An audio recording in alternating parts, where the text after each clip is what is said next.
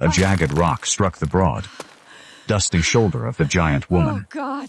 A heavy cloud of dry dust exploded from the thick canvas fabric of her torn shirt. She did not flinch. She only lowered her chin, trying desperately to make her towering frame seem small. A tight circle of shouting men closed around her. The town square of Oakhaven smelled strongly of stale whiskey, dry dirt, and raw panic. Pitchforks and heavy wooden tool handles caught the harsh glare of the afternoon sun. The men shouted terrible insults, their faces completely twisted in a deep, primitive fear of the unknown. "Drive the beast out," a tall ranch hand roared, thick spit flying from his lips into the hot wind. She stood at 6 feet and 4 inches, a living mountain of heavy muscle and exhausted bone. The townsfolk saw only a terrifying titan, a beast born of the wild woods. But the truth of her past was a secret far more complicated and heartbreaking than anyone imagined. Stay with me until the end. Hit that like button and comment what city you are watching from. I want to see how far this story travels. Matilda swallowed hard, tasting bitter blood and dry dust on her cracked lips. She dragged a thick, iron-toed boot backward in the loose dirt, seeking balance. Her heavy muscles trembled uncontrollably under the extreme weight of 3 grueling days without clean water. She slowly raised her hands and gripped the tattered edges of her oversized work suspenders. It was a subtle, comforting habit she used whenever the cruelty of the world became too loud to bear. She pulled the thick leather straps tight against her massive chest, anchoring her anxious mind to the present moment. The harrowing journey away from the abusive lumber camp had pushed her incredible physical endurance to the absolute limit. She sought only a quiet corner to rest, a simple shadow where she could finally breathe, without anticipating the crack of a whip. Instead, she had stumbled blindly into a dangerous hornet nest of frightened, cruel men. It is a tragic truth of this world. Friends, people are desperately quick to hate the things they cannot easily control. The men of the town looked at the thick corded muscles of her giant arms and the wide, imposing breadth of her shoulders, and they saw an immediate threat to their peaceful existence. They judged the wild sweat and the heavy soot upon her face as undeniable signs of savagery. They did not take a single moment to look closer, to see the deep well of profound gentleness hiding in her exhausted eyes. True monsters usually wear fine silk garments and offer warm, polite smiles. They sit comfortably behind polished oak desks. True monsters do not arrive barefoot, bleeding from the briars, and begging a hostile crowd for a simple drop of well water. Another stone flew violently through the stifling hot air. It grazed the cheek of the giant woman. A thin line of bright crimson appeared on her sun-baked skin.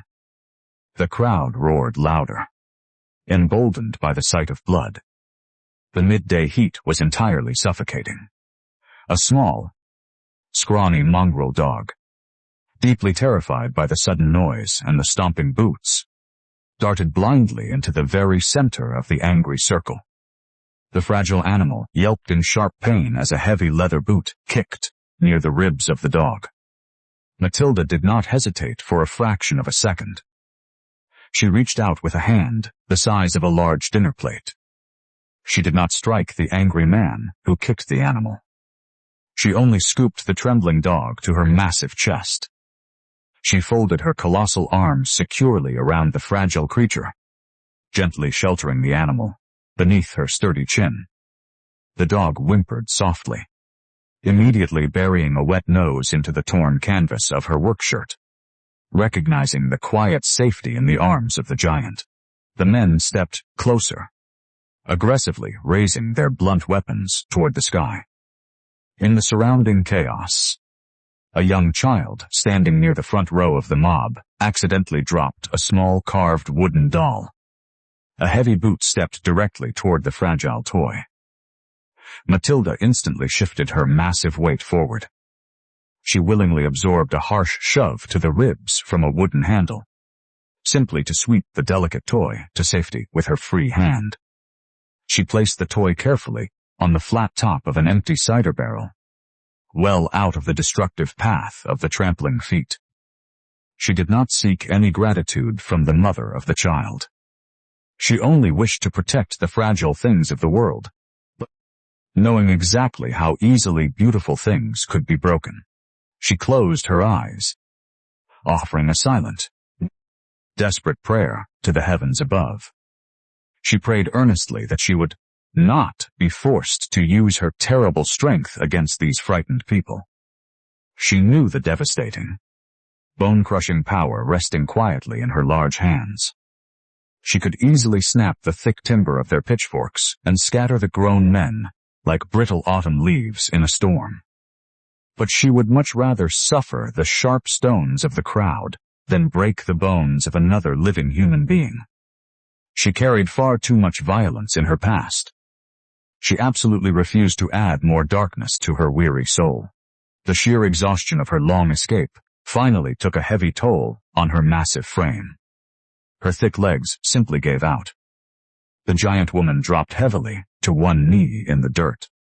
The dry earth shook slightly beneath her overwhelming weight. A thick cloud of yellow dust bloomed around her heavy work boots.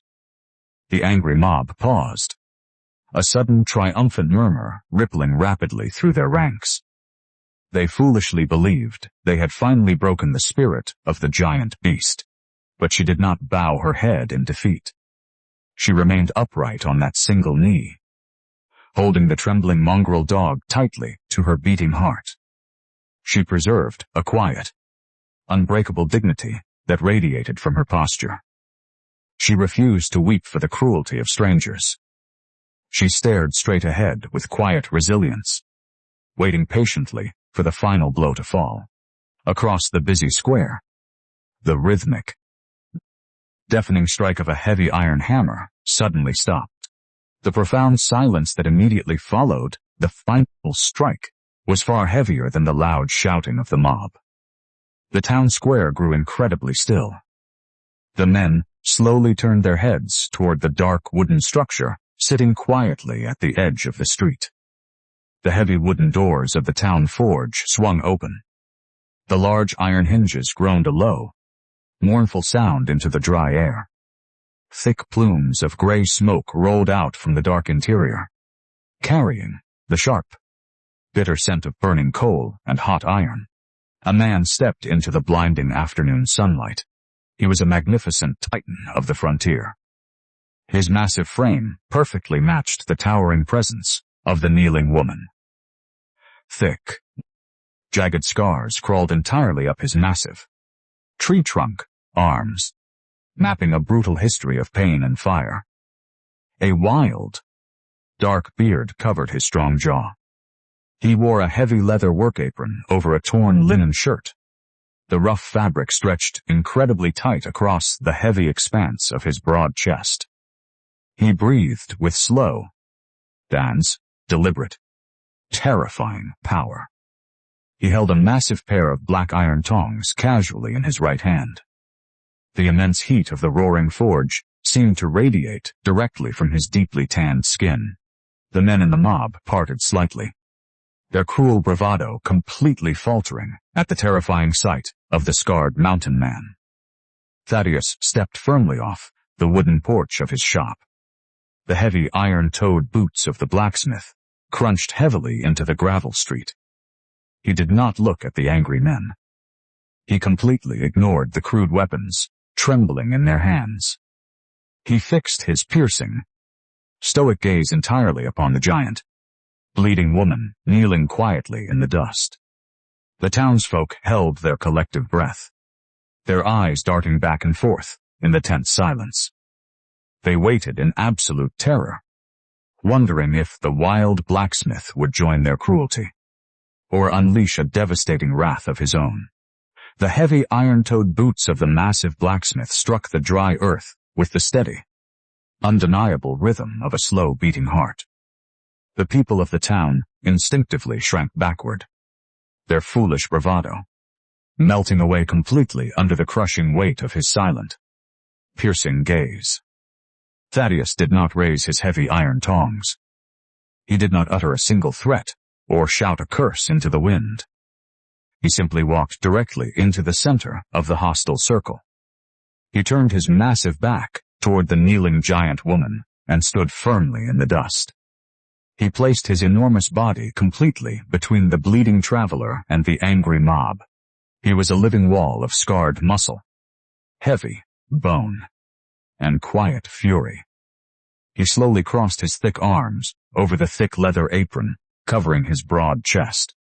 His large hand instinctively brushed over a jagged, raised scar resting upon his left forearm. It was a deeply ingrained habit, a quiet, physical method of grounding his own turbulent emotions before his terrible anger could slip its heavy chains. He stared directly down at the tall ranch hand who had thrown the jagged stone.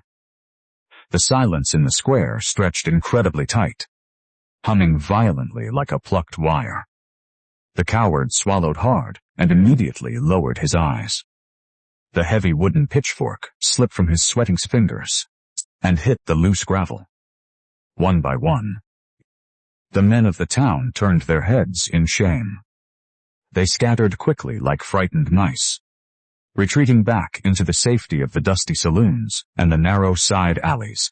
There is a profound, undeniable power in a man who chooses to protect rather than to destroy. We often think of strength as the loud crashing of a violent summer storm, tearing the fragile leaves from the weeping willow trees. We assume power is found in volume, in the breaking of wood and the shedding of blood. But true strength, the kind of strength that ultimately changes a broken soul, is the quiet mountain, standing resolute against the howling wind.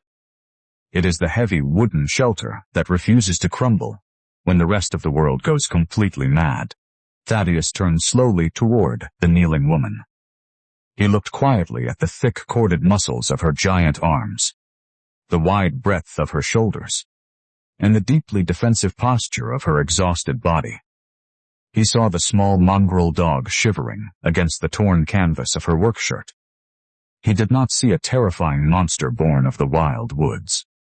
He saw a quiet mirror of his own deeply lonely existence, a fellow giant cast out by a highly fearful and judgmental world.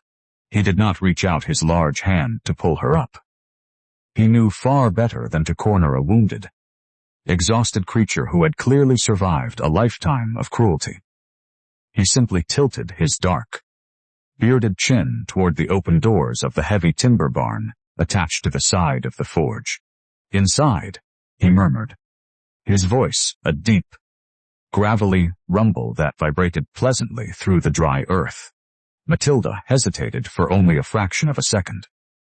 She reached up and tightened her large hands around the thick canvas of her heavy work suspenders, anchoring her racing heart. The dark, quiet interior of the wooden barn looked like pure paradise to her burning, exhausted eyes. She pushed herself firmly upright. Her massive, tree-trunk legs shook violently under the immense strain of her own heavy body. But she forced herself to stand tall. She followed the silent, towering blacksmith out of the blinding afternoon sun and into the cool, deeply shadowed sanctuary. The air inside the barn provided a beautiful, sensory contrast to the harsh, violent street outside.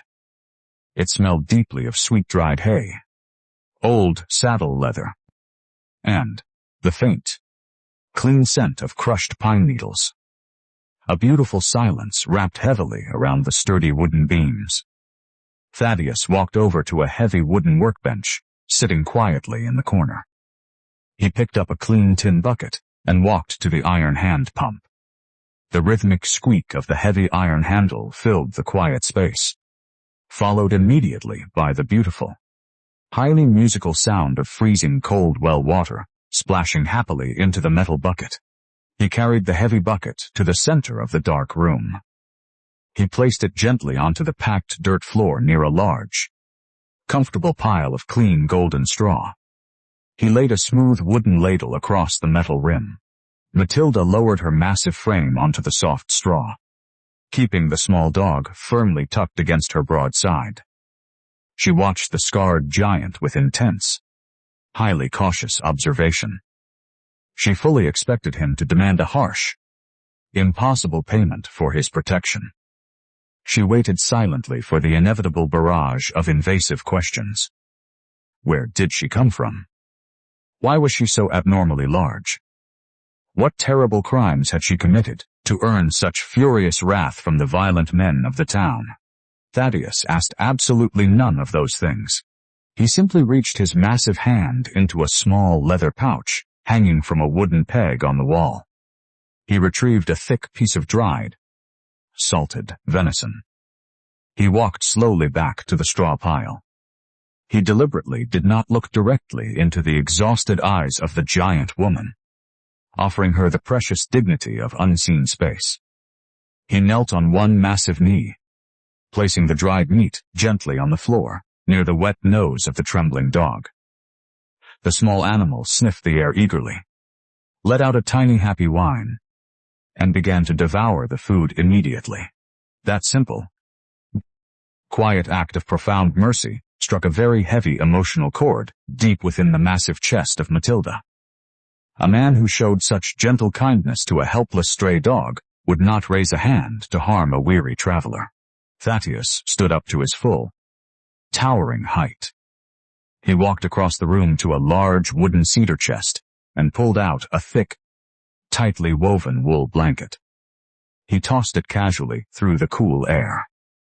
The heavy fabric landed softly upon the floor near the heavy iron-toed work boots of Matilda. Rest, he breathed into the silence. He turned his broad back toward her and walked slowly back toward the roaring fires of the forge, leaving her completely alone in the dim, peaceful quiet. A true sanctuary is never defined by the thickness of the defensive walls or the heavy strength of the iron locks upon the door. A true sanctuary is simply a sacred space where the heavy, crushing burden of external judgment is finally lifted from your weary shoulders. For the very first time in many agonizing months, the giant woman felt a small, deeply fragile spark of emotional safety. She drank deeply from the wooden ladle. The freezing cold water felt like pure salvation rushing rapidly down her parched throat. She carefully arranged the heavy wool blanket over the sleeping dog. But as the immediate, terrifying threat of the mob faded away, a much darker, silent threat began to awaken within her massive body. Underneath the thick, torn fabric of her heavy canvas shirt, a terrible, nasty, localized heat radiated forcefully from the flesh of her left shoulder. During her desperate, chaotic escape from the cruel lumber camp, a heavily rusted iron spike had torn deeply into her thick muscle. She had hidden the painful injury carefully for many long days, terrified that showing physical weakness would invite deadly predators. She reached up with a trembling, calloused hand, pressing her thick fingers against the rough fabric, covering the hidden wound. A sharp, absolutely blinding spike of sheer pain shot directly through her broad chest. The thick skin surrounding the hidden injury felt tight, painfully swollen, and unnaturally hot to the touch. She ground her heavy jaw together, desperately suppressing a low groan of pure agony. She leaned her heavy head firmly back against the rough wooden planks of the barn wall. A cold, unnatural sweat began to bead quickly across her dirt-smudged forehead. The heavy, dark shadows of the barn slowly began to spin in dizzying circles around her. She stared toward the open doorway, watching the massive, shadowed silhouette of the scarred blacksmith working tirelessly at the roaring fire. She knew she desperately needed heavy medicine and clean bandages. But she could not bring herself to burden the silent, honorable giant who had just saved her fragile life. She closed her heavy eyes, wrapping her massive arms tightly around her own heavy torso. The creeping fire of a deadly infection raced swiftly through her veins. The heavy exhaustion pulled her violently downward into the dark, suffocating depths of a feverish sleep. Will the terrible, burning fever completely overtake her immense strength before the morning light breaks over the cold mountains? The golden light of the early morning crept slowly through the wide gaps in the heavy timber walls of the barn. Matilda opened her heavy eyes, blinking against the gentle brightness. The suffocating, terrifying heat of the fever had finally broken during the long, dark hours of the night. She lay perfectly still upon the soft golden straw, listening closely to the quiet, steady breathing of the small mongrel dog resting against her ribs. She slowly pushed herself upright, fully expecting the blinding pain of the infected wound to tear through the thick muscle of her arm. Instead, she felt only a deep, dull ache. She looked down toward the packed dirt floor near her heavy boots. A small, unglazed clay bowl sat quietly beside the metal water bucket.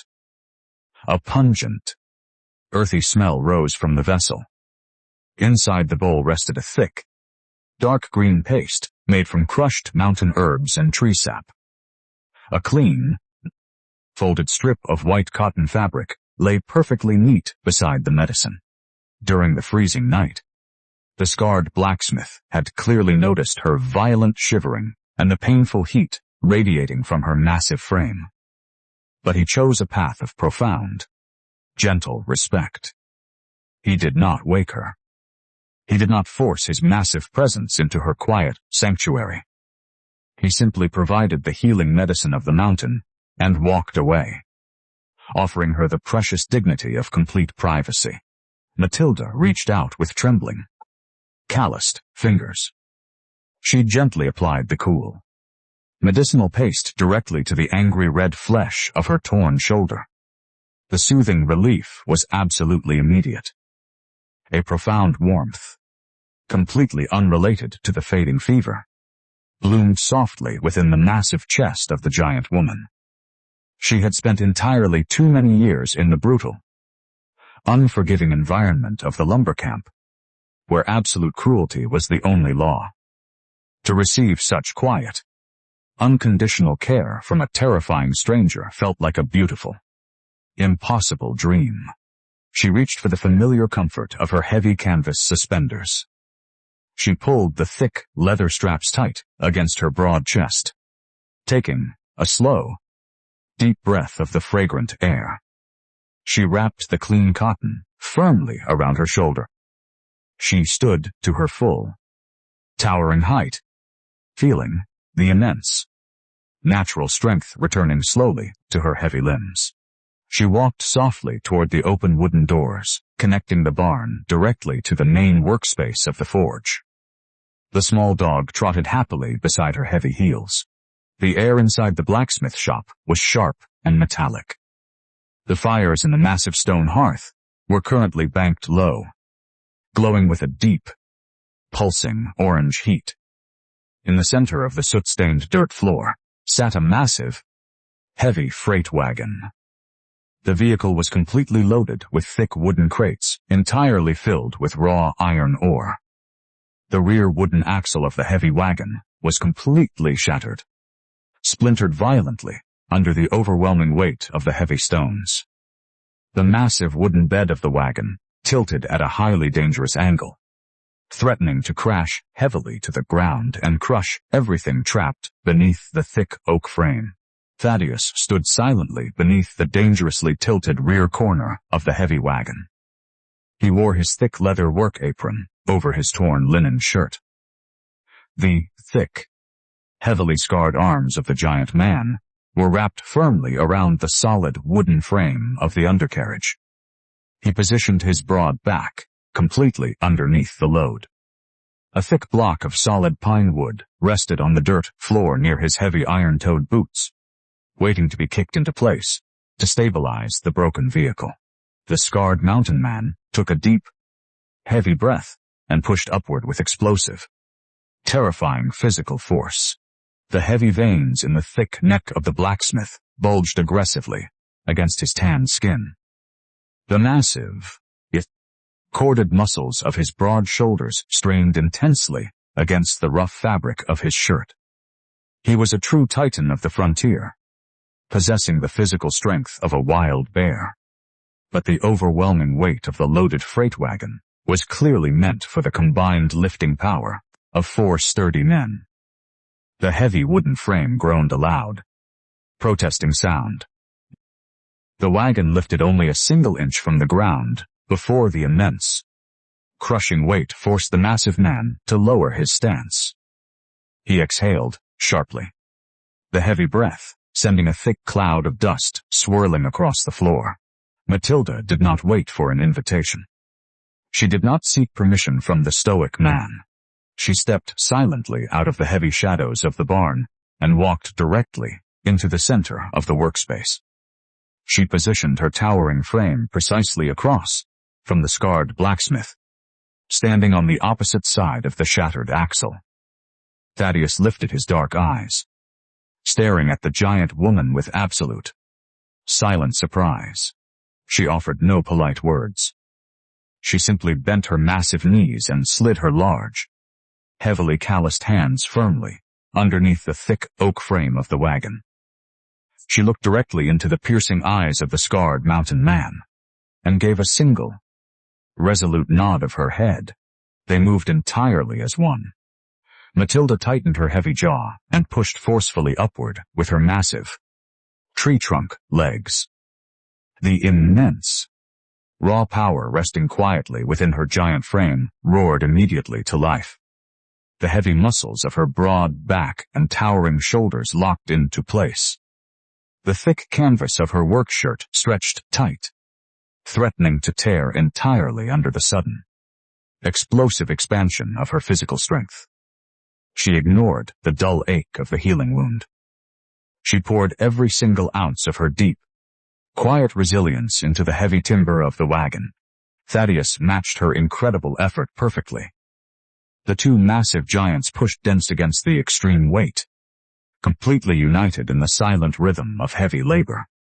The shattered wagon groaned loudly, the heavy wood screaming against the iron nails. Slowly, steadily, the massive bed of the loaded vehicle lifted smoothly into the dusty air. They held the crushing weight completely suspended above the dirt. With a swift, highly practiced motion of his heavy boot, Thaddeus kicked the thick pine bracing block securely under the broken axle. Down, he murmured softly. They lowered the immense weight perfectly together. The heavy frame settled safely onto the solid pine block with a deeply satisfying thud. The immediate danger of the crushing collapse was entirely averted. True respect is a very rare and highly beautiful metal. My friends, it is never forged through empty, polite words or the shallow, deceitful smiles of wealthy men. True respect is forged perfectly in the quiet fire of shared burdens. It is found in the silent understanding of hard, honest labor. Thaddeus stood up to his full, towering height.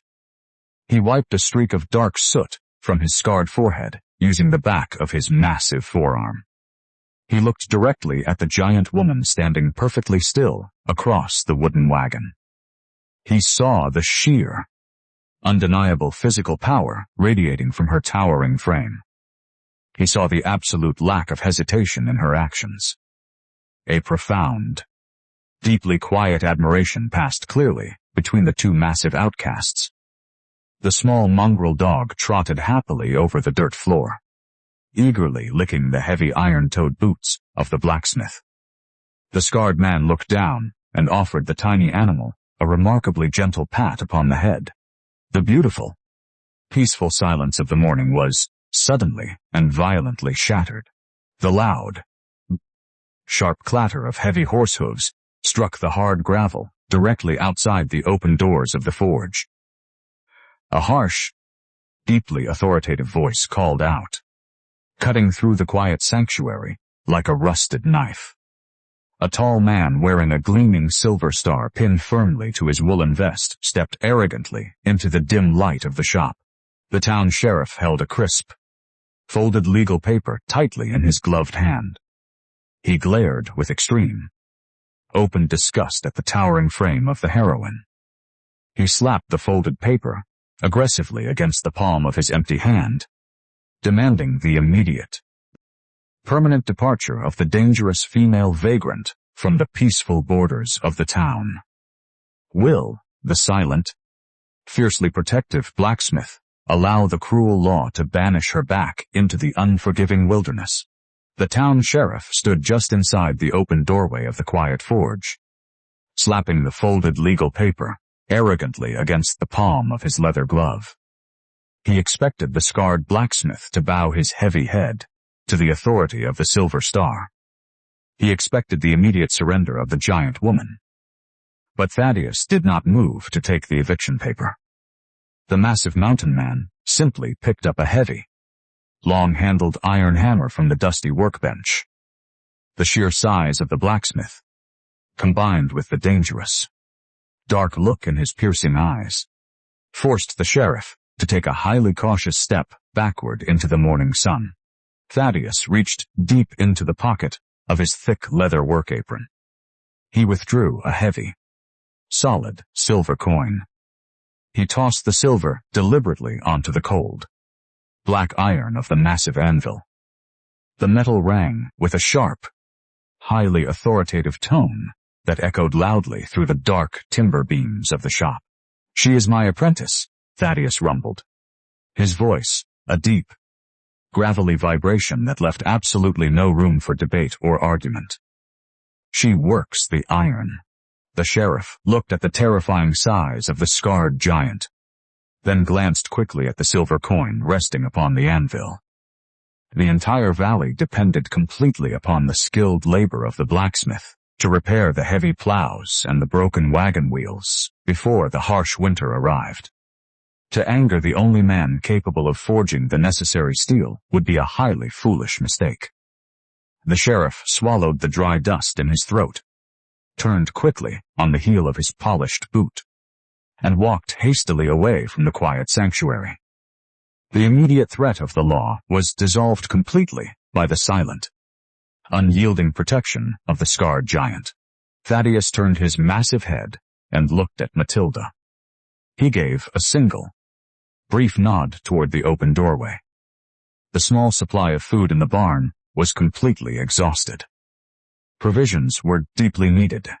The walk from the edge of the quiet forge into the bustling center of Oakhaven was a truly grueling test of emotional endurance for the weary giant woman. The wooden boardwalks were crowded with busy merchants and passing travelers. As the two towering giants walked slowly down the center of the dusty street, the cheerful noises of the morning completely vanished. The townsfolk stopped their daily chores. They stared openly with wide, highly judgmental eyes. Mothers pulled their young children quickly behind the heavy fabric of their woolen skirts. Men whispered cruel, fearful remarks behind calloused hands. There is a profound, invisible weight to the stares of strangers. My friends, a heavy wooden club can bruise the physical flesh, but the cruel, disgusted look of a fellow human being can shatter the delicate spirit into 1,000 pieces. Matilda felt the heavy, crushing weight of their collective gaze pressing violently against her broad shoulders. She instinctively lowered her heavy chin. She reached with trembling, dirt-smudged fingers for the familiar comfort of her thick canvas suspenders. She pulled the heavy leather straps securely against her massive chest, desperately trying to anchor her racing heart. Thaddeus noticed the small, highly anxious movement immediately. He completely understood the deep, silent agony of being treated like a terrifying monster. He deliberately slowed his massive, ground-eating stride. He shifted his path just slightly, positioning his towering, broad frame directly beside her. He became a moving wall of scarred muscle and heavy bone, effectively blocking the cruel stares of the crowd from reaching the gentle eyes of the heroine. It was a beautiful, deeply subtle act of absolute emotional warmth. He did not offer empty words of comfort. He simply offered his immense strength as a permanent shield for her fragile dignity. The heavy wooden door of the town mercantile opened with the cheerful, high-pitched chime of a small brass bell. The air inside the quiet store smelled deeply of freshly ground coffee beans, dried peppermint leaves, and heavily oiled saddle leather. Tall glass jars filled with colorful rock candy lined the wooden shelves, catching the bright morning light. The wealthy merchant stood proudly behind a long, polished wooden counter. He wore a neat woolen vest and a highly superior, arrogant expression. He looked directly at the giant woman, standing quietly in the doorway. A look of pure, unconcealed disgust twisted his thin features. He leaned carefully toward a younger clerk, sorting nails into a wooden barrel. "Look at the sheer size of the beast," the merchant whispered harshly, his cruel voice carrying easily across the silent room. "Looks exactly like a wild draft ox escaped the heavy yoke." Matilda heard the terrible insult perfectly.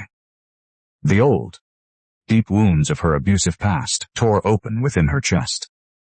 She dropped her gentle gaze immediately to the dusty floorboards, her heavy shoulders completely sagging under the familiar sting of absolute humiliation. But Thaddeus did not ignore the vicious insult. The scarred mountain man stepped heavily toward the polished counter. His large, calloused hand instinctively brushed over the jagged, raised scar resting upon his left forearm. He placed both of his massive, heavy hands entirely flat upon the delicate wood of the counter. He leaned his immense weight forward, towering over the arrogant merchant. The thick timber of the counter groaned loudly under the extreme pressure. The tall glass jars of peppermint candies rattled violently on the delicate shelves. Thaddeus stared directly into the fearful eyes of the merchant. The silence in the store became suddenly absolute. The blacksmith did not raise his voice. True danger never needs to shout. 50 pounds of white flour, 20 pounds of rolled oats, and a clean linen shirt, Thaddeus breathed, his tone completely flat and cold. "For the lady." The merchant shook visibly, the color draining entirely from his pale face. He gathered the requested supplies in a state of frantic, trembling haste. When he finally tallied the cost of the goods upon a small slate, he stated a price entirely double the normal. Fair rate. Attempting one final act of quiet cruelty, Thaddeus slowly pulled 3 standard silver coins from the deep pocket of his apron. He placed them deliberately onto the counter. It was the exact, fair price. No more, no less. "Hand the shirt directly to her," Thaddeus commanded softly, the heavy threat hanging thickly in the quiet air. The terrified merchant picked up the folded, soft blue fabric. He practically shoved the clean garment toward the giant woman, completely unable to meet her gentle, deeply surprised eyes. Matilda took the beautiful shirt with trembling fingers. A profound, overwhelming wave of pure gratitude washed entirely through her massive chest. No person in her entire brutal life had ever demanded respect on her behalf.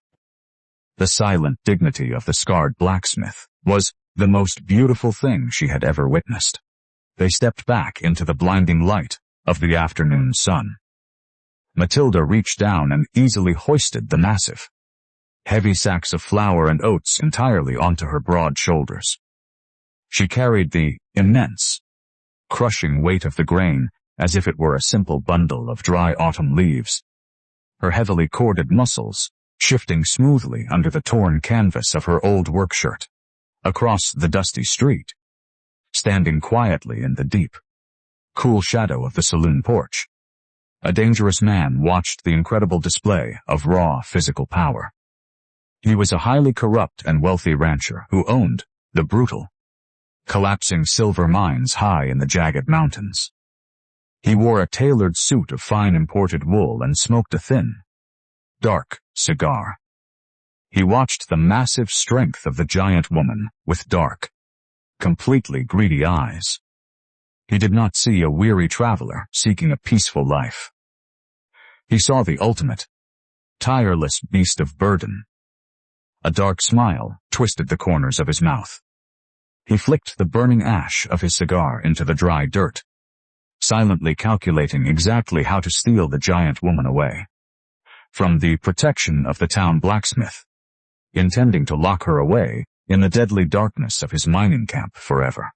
The heavy shadows of the late afternoon stretched long across the dusty earth as the two giant figures returned to the quiet sanctuary of the forge. Matilda lowered the immense weight of the supplies to the wooden floor of the barn. She moved with a profound, quiet grace completely contradictory to her towering, heavily muscular frame. Thaddeus gave a single, firm nod of his head. He turned his broad back and walked directly toward the roaring fires of the blacksmith shop. And the heavy, rhythmic strike of the iron hammer soon echoed through the timber walls, signaling the absolute dedication of the scarred man to his grueling labor. Left entirely alone in the peaceful quiet of the property, Matilda began to explore the small space situated directly behind the main forge. She stepped cautiously through a low wooden doorway and entered the private living quarters of the blacksmith. The small cabin was a profound picture of absolute, heartbreaking neglect. A thick, heavy layer of gray dust coated every single surface. The stone hearth was completely cold, filled with the stale, white ashes of ancient fires. A heavy wooden dining chair lay shattered in the corner of the room, the thick oak legs completely splintered. The solitary bed consisted only of a rough woolen blanket thrown carelessly over a simple mattress of dry hay. The entire room felt deeply hollow, devoid of any warmth or joy. It was the absolute, undeniable reflection of a man who had entirely given up on the soft comforts of the world, choosing instead to live only for hard labor and silent grief. It is a beautiful and tragic truth of the human heart, my friends. A soul completely shattered by heavy loss will often build thick, impenetrable walls of cold stone to keep the painful world away. They will stop tending the fires of the hearth, believing that they no longer deserve the gentle warmth of a peaceful home. But a house is merely a collection of dead wood and cold iron until a caring pair of hands decides to pour genuine love into the empty spaces. Those who have wandered the longest in the bitter cold are always the ones who truly understand the profound, sacred value of a glowing hearth. Matilda did not sit down to rest her exhausted, heavy limbs. The deep, ingrained desire for a gentle domestic life burned brightly within her massive chest. To the cruel world outside, she was only a terrifying beast of burden. But inside the quiet sanctuary, she was simply a woman who desperately wanted to cultivate peace. She found a crude broom, crafted from bound pine needles, and began to sweep the heavy dirt from the floorboards. She carried freezing cold water from the well, scrubbing the thick layer of grime from the small glass window until the golden light of the setting sun poured beautifully into the dim room. She walked over to the shattered oak chair lying in the corner. She knelt upon the clean floorboards, taking the broken wooden pieces into her massive, heavily calloused hands. She did not need iron nails or heavy tools. She simply applied the immense, raw physical strength of her thick arms, forcing the splintered wooden joints perfectly back together with a sharp, heavy snap. She stabilized the heavy chair through sheer, unyielding power, restoring the broken object to complete usefulness. When the small room was completely clean, She carried a bucket of fresh water behind a hanging canvas screen. She carefully washed the wild dust and the heavy soot from her scarred skin. She lifted the beautiful, soft blue linen shirt provided by the terrified merchant. As she pulled the clean fabric over her broad shoulders, a profound, overwhelming wave of pure gratitude completely engulfed her weary spirit. The soft linen felt like absolute luxury against her heavy muscles. It was the very first piece of clean, untorn clothing she had worn in many brutal years. She stepped back into the main room of the clean cabin. She arranged heavy logs within the cold stone hearth and struck a simple flint. A bright, cheerful fire roared quickly to life, casting a beautiful, warm orange glow across the freshly scrubbed floorboards. She opened the sack of supplies and began to boil the rolled oats over the new fire, adding a small handful of dried wild berries she had gathered from the edge of the woods. The rich, sweet smell of a hot meal completely filled the resurrected home. The heavy strike of the iron hammer finally ceased in the adjacent shop. Thaddeus walked slowly through the low doorway, his massive frame completely filling the heavy wooden frame. He stopped dead in his tracks. The scarred mountain man stared with wide, completely bewildered eyes at the transformed room. The thick layer of depressing dust was entirely gone. The shattered chair sat perfectly whole beside the small table. The glass window sparkled in the twilight. And standing quietly beside the roaring fire, looking profoundly radiant in the clean blue shirt, was the giant woman. The heart of the stoic blacksmith skipped a heavy, sudden beat in his broad chest. He reached immediately for his scarred left forearm, dragging his large hand nervously over the raised skin. The absolute warmth of the room overwhelmed his deeply guarded emotions. He had lived in profound, punishing darkness for so many long years.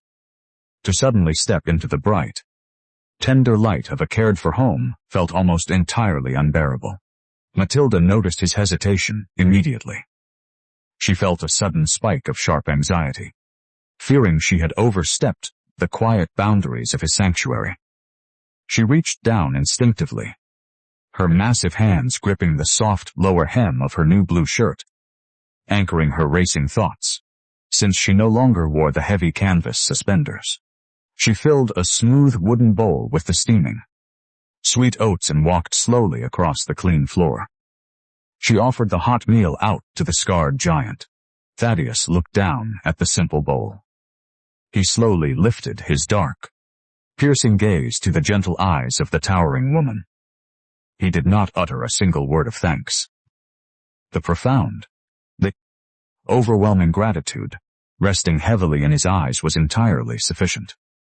He took the wooden bowl carefully from her large hands, making absolutely sure that his thick, calloused fingers gently brushed against her own. It was a beautiful, deeply subtle gesture of shared humanity. They sat down together at the small wooden table, eating the warm meal in a deeply comfortable, beautiful silence. The deep foundation of quiet cooperation was fully established. Later, that evening, while Matilda rested peacefully in the soft straw of the barn, Thaddeus remained alone in the glowing cabin. He walked over to the corner of the room to pick up the torn, discarded heavy canvas work shirt previously worn by the giant woman, intending to use the ruined fabric as rags for the hot forge. As he lifted the heavy garment, a small, highly polished object slipped from a hidden interior pocket and clattered sharply upon the wooden floorboards. Thaddeus knelt down, his massive knees popping loudly in the quiet room. He picked up the dropped object. It was a beautiful, expertly carved wooden crest. The delicate craftsmanship was entirely exquisite, displaying the highly recognizable, wealthy coat of arms of a powerful, elite family from the distant eastern cities. But what chilled the blood of the stoic blacksmith was the deep, violent slash cut completely across the center of the beautiful wood. A deliberate mark of pure hatred and deep betrayal. The giant woman sleeping quietly in his barn was not simply a runaway laborer from a rugged lumber camp. She was running from a deep, dangerous past tied entirely to immense wealth and terrible enemies. Who exactly were the people hunting the gentle giant? And what absolute chaos would follow them into the quiet mountains? The following morning dawned with a crisp, biting chill that signaled the inevitable approach of the mountain winter. A community harvest gathering was scheduled for the afternoon. An event the town council insisted every resident attend to celebrate the final bounty before the snows arrived. Matilda stood in the cool, quiet shadows of the barn, wearing the clean blue shirt that still felt like a marvelous, impossible luxury against her skin. She had spent the early hours carving a small, delicate wooden bird from a scrap of cedar. She hoped to trade the modest object for a few yards of warm, heavy fabric to sew into a thick cloak for the coming cold. Thaddeus stood by the barn door, his massive frame silhouetted against the bright morning light. He held a heavy wool coat in his large hands. He did not ask if she wanted it. He simply held it out with a silent, firm insistence.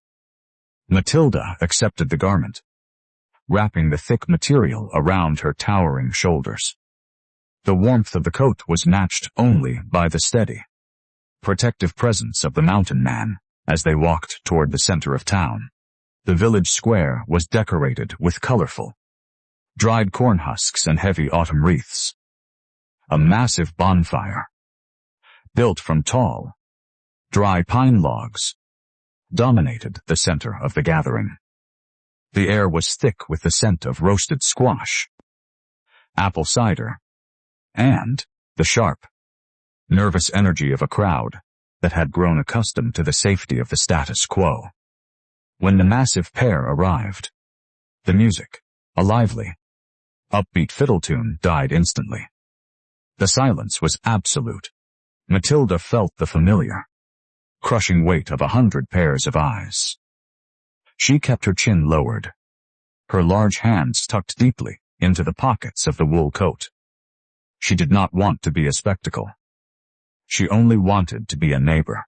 A group of local youths, emboldened by the fermented cider and the watchful approval of their parents, began to circle the edges of the crowd. They were led by a tall, reckless boy who took a perverse pride in tormenting anyone he deemed weaker than himself. He saw the massive, quiet giantess as the ultimate target for his cruelty. "Look what the smithy brought to the party," the boy sneered, his voice ringing out across the square. "I did not know the forest kept such ugly pets." The crowd erupted in a ripple of cruel, nervous laughter. Matilda froze. The old, familiar sting of humiliation began to burn in her chest, but she reminded herself of the warm cabin, the glowing hearth, and the steady, protective strength of Thaddeus standing just a few paces behind her. She reached for the wooden carving in her pocket, seeking to maintain her composure. The boy surged forward, emboldened by her silence. He snatched the small, carved cedar bird from her hand before she could react. He held it high above his head, laughing as he danced just out of her reach. Matilda took a step forward, her massive muscles tensing. She did not want to fight, but the carving was a symbol of her attempt to bridge the gap between herself and this town. It represented her dignity. "Give it back," she whispered, her voice low and steady. "Come and get it." "You overgrown beast," the boy shouted. He tossed the wooden carving toward the massive, roaring bonfire. The cedar caught the heat, the edges immediately beginning to smoke. Without thinking, Matilda lunged. She was faster than anyone expected, her massive frame moving with the fluidity of a mountain cat. She intercepted the wood just before it could fall into the flames. But her momentum carried her dangerously close to the center of the pit. The heat was blinding. The sparks showered upward like golden stars. The boy, seeing her stumble, shoved hard against her broad, braced back. The crowd gasped. Matilda struggled to maintain her footing, her heavy boots sliding on the loose, dry earth. She felt the suffocating heat against her face, the terrifying roar of the fire filling her ears. "She is attacking the youth," someone screamed from the sidelines. The lie spread like wildfire. The mob, already fueled by their ingrained fear and the intoxicating influence of the festival, began to surge inward. They did not see a woman trying to save a tiny piece of her own handiwork. They saw a monster threatening the safety of their children. They started to close the circle, their faces twisted into masks of irrational rage. Matilda retreated, holding the scorched wooden bird to her chest. She stood at the very edge of the fire, the heat radiating against her back. She looked for Thaddeus, but the dense, shifting mass of the crowd had momentarily pushed him to the periphery. She was alone. The tall boy picked up a handful of hot embers with a heavy leather glove and tossed them toward her. They landed in the dry grass at her feet, and the flames began to lick hungrily at the hem of her wool coat. The situation had spiraled far beyond a mere prank. It was now a volatile, dangerous frenzy. She turned, her large hands gripping the wool of her coat. She would not lash out. She would not use her strength to break them. She would suffer their judgment, even if it meant she had to leave everything behind. But as the first heavy stones began to fly, she felt the terrifying, sharp edge of a new, darker reality. The mob was no longer looking at her as a woman. They were looking at her as an obstacle to be removed by any means necessary. A heavy wooden stool was hurled, striking her square in the shoulder. She fell to one knee, the breath leaving her lungs in a sharp gasp. The crowd roared in approval, the sound like the crushing weight of a falling mountain. She stared into the heart of the bonfire, the flames dancing in her wide, haunted eyes. She had come here seeking a fresh start, but it seemed the world only allowed her one role: the outsider, the pun monster, the burden. From the shifting, chaotic wall of humanity, a massive, scarred hand reached out. It grabbed the back of the wool coat and hauled her upward with effortless, singular strength. Thaddeus stood before her, his back to the mob, his massive arms flared wide like the wings of a protective eagle. He did not look at the people. He looked only at her, his eyes cold and calm amidst the madness. The mob, sensing the change, stilled. The silence that followed was heavy, expectant, and brittle as thin ice. The townspeople were waiting to see if their blacksmith would finally cast out the woman they deemed a monster. Thaddeus took a single, slow step toward the ringleader, his shadow stretching long and dark across the bonfire. He did not look like a man who would back down. What will the giant protector do when the town refuses to listen to reason? The bonfire crackled with a cruel, hungry intensity, casting long, dancing shadows against the faces of the angry townsfolk. The air smelled of burnt wood and sour, fermented cider. Matilda stood trembling behind the massive, scarred frame of Thaddeus. She felt the radiant, searing heat of the flames against her back, but it was nothing compared to the cold, biting hatred emanating from the circle of people. The ringleader, a man with a bloated face and wild, drunken eyes, pointed a thick, accusatory finger directly at the woman. "She is a monster," the man screamed, his voice cracking with a terrifying, jagged fervor. Look at her size. Look at the destruction she brings. She is a blight upon this land, and she must be cast out before she brings ruin to us all. The crowd took up the chant, a rhythmic razzard, hateful roar that shook the very ground. They surged forward, their boots kicking up clouds of choking dust. They were no longer individuals. They were a singular, mindless entity of fear and prejudice. Matilda closed her eyes, clutching the scorched wooden carving to her chest. She had done nothing to them. She had only tried to exist, to work, to find a small, quiet corner in this vast and unforgiving world. The weight of their judgment pressed against her, heavier than any stone they could throw. Thaddeus did not move. He stood like a monument of granite. His massive arms flared wide, his boots planted deep into the earth. He waited until the chanting reached a deafening crescendo. Then, he inhaled, and his chest expanding with a strength that seemed to draw all the air from the square. He opened his mouth, and a sound erupted from his throat, a roar that was not merely loud, but primal. It was the sound of a mountain cracking under the pressure of winter. It was the sound of iron meeting anvil. She is my wife. The silence that followed was so absolute, so sudden, that it felt as if the world itself had stopped spinning. The fire continued to pop and hiss, but no one moved. No one spoke. The ringleader stood frozen, his mouth hanging open in slack-jawed shock.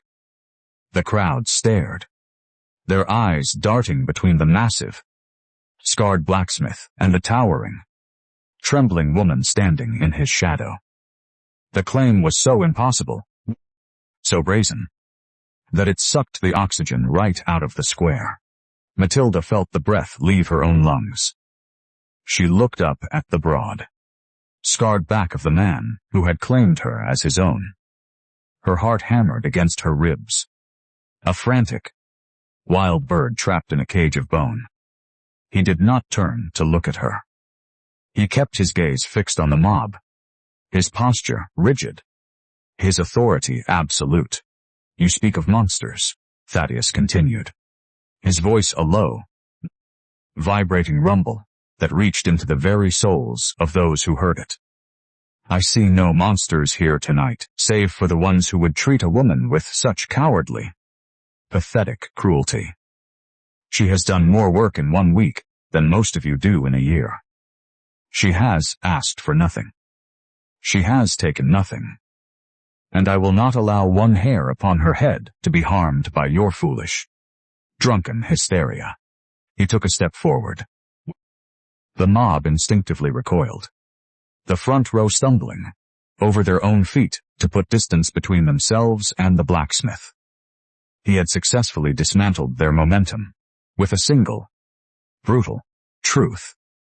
They were not afraid of the woman anymore. They were terrified of the man who claimed her. Go home, he commanded, his voice devoid of any warmth. Before I decide that this town is not worth the iron I forge for it. He turned then, reaching out a large, calloused hand to grasp Matilda by the elbow. He guided her through the parting crowd, the people shrinking away as if afraid that even touching them would invite the wrath of the giant. Matilda moved with him, her legs feeling like lead, her mind a whirling storm of confusion and wonder. Why would he say that? Why would a man who lived in such deliberate, quiet isolation claim such a dangerous burden? The walk back to the forge felt like a dream. The moon hung high and silver in the cold, clear sky, casting long, pale beams over the rutted road. Neither of them spoke. The weight of the declaration hung between them, a tangible, heavy presence that made the air feel electric. When they reached the cabin, Thaddeus pushed the door open and stepped inside, moving straight to the stone hearth to bank the fire. Matilda stood in the center of the room, still clutching her scorched wooden bird. She felt as if she were standing on the edge of a precipice. The lie, for it was a lie, a protective, desperate fiction, had fundamentally changed everything. They were no longer just a protector and a traveler. They were now bound by a social and legal fiction that would demand a level of intimacy she was not prepared to give, and perhaps a level of vulnerability he was not prepared to accept. Thaddeus turned from the hearth. His face was a mask of stoic resolve, but there was something in his eyes, a flicker of something raw and exposed, that made her heart ache. "They will demand proof," he muttered, his voice barely audible. "The town council. The magistrate. They will not let this go easily. A marriage is not a thing they will accept without the formality of the law." Matilda looked at him, her throat tight. "Why did you do it?" she whispered. He looked at her, his gaze intense, searching. He did not answer. He merely walked to the small table and sat down, his massive hands resting heavily on the wood. The quiet of the cabin pressed in around them, a heavy, suffocating pressure. Suddenly, a heavy, rhythmic pounding sounded at the door. The sound of authority. A voice called out from the dark, "The town magistrate. Thaddeus. Open this door. We have heard the claim you made this night. If this woman is your wife, then let it be recorded. If you are playing us for fools, then both of you will be run out of this territory before the sun rises tomorrow." The open loop was snapped shut by the arrival of the law. They had survived the fire, but they were now trapped in a forge of their own making. How could they hope to maintain the illusion when the law demanded the truth, and the truth would surely destroy them both? The cold night air bit into the skin like the sharp edge of a razor. The magistrate stood on the porch of the forge, his lantern casting long, flickering shadows against the dark timber of the cabin. He held a leather-bound book in one hand, his expression entirely devoid of warmth. He was a man who lived by the rigid, unyielding lines of the law, and he clearly suspected the blacksmith of weaving a dangerous, chaotic fiction. Thaddeus stepped out into the night, his massive frame blocking the entrance to the cabin. He did not look at the magistrate. He looked only at the dark, silent mountains, his jaw set in a line of immovable granite. Matilda followed him out, pulling the heavy wool coat tight around her shoulders. She felt the eyes of the magistrate boring into her, assessing her, judging her worthiness. She did not shrink away. She had endured the rage of the mob, the biting cold of the winter, and the crushing weight of loneliness. She would not hide now. "I am a man of my word," Thaddeus rumbled, his voice low and steady. "If the law demands a registry, then the law shall have one. We will accompany you to the office." The walk to the town center was a silent procession. The magistrate walked ahead, the rhythmic clack of his boots against the hard-packed earth, a stark, lonely sound in the sleeping town. The storefronts were dark, their windows reflecting the pale, ghostly moonlight. The air felt heavy with the weight of the decision they had made. A marriage, even one born of necessity, was a pact that bound two souls together in the eyes of the community. For Matilda, it felt like standing on the edge of a vast, uncharted wilderness, both terrifying and full of impossible, hidden beauty. The magistrate office smelled of old parchment, dry ink, and the lingering, sharp scent of pipe tobacco. A single candle flickered on the desk, illuminating the heavy, leather-bound register that lay open like a waiting grave. The magistrate gestured toward the desk with a stiff, formal motion. "Sign here," he muttered, dipping a quill into a heavy crystal inkwell. "And here. By signing, you acknowledge the union under the statutes of this territory. It is a legal, binding contract. Divorce is not a simple matter here. It requires the approval of the judge, and there is no judge until the spring." Matilda looked at the page. The ink was dark, thick, and permanent. She picked up the quill. Her hand, so capable of lifting heavy timber and carving fine wood, felt clumsy and small against the delicate instrument. She glanced at Thaddeus. He stood beside her, his massive presence providing an anchor in the storm of her anxiety. He did not watch her. He watched the magistrate, his expression one of cold, protective vigilance. She pressed the nib to the paper. The scratching sound was the only noise in the small, cramped room. Matilda. The name looked strange on the page, formal and heavy. She stepped back, her heart racing. Thaddeus stepped forward. He did not hesitate. He took the quill from the magistrate, his thick, thin, calloused fingers dwarfing the delicate handle. He signed his name with a heavy, deliberate hand, strong, clear, and unyielding. The ink blotted slightly, a dark stain that looked like a drop of blood on the parchment. The magistrate closed the book with a sharp, final sound. "It is done. Nope. You are man and wife. I expect you to conduct yourselves with the propriety expected of your standing. Oakhaven has no room for scandal, and I will be watching." The walk back to the forge felt entirely different. The lie was now etched in ink. It was a tangible thing, a heavy weight that settled between them. The town no longer viewed them as a monster and her keeper. They were now a unit, a household, a social reality that the town had to accept. When they stepped back inside the cabin, the fire had burned low to a pile of glowing, pulsing embers.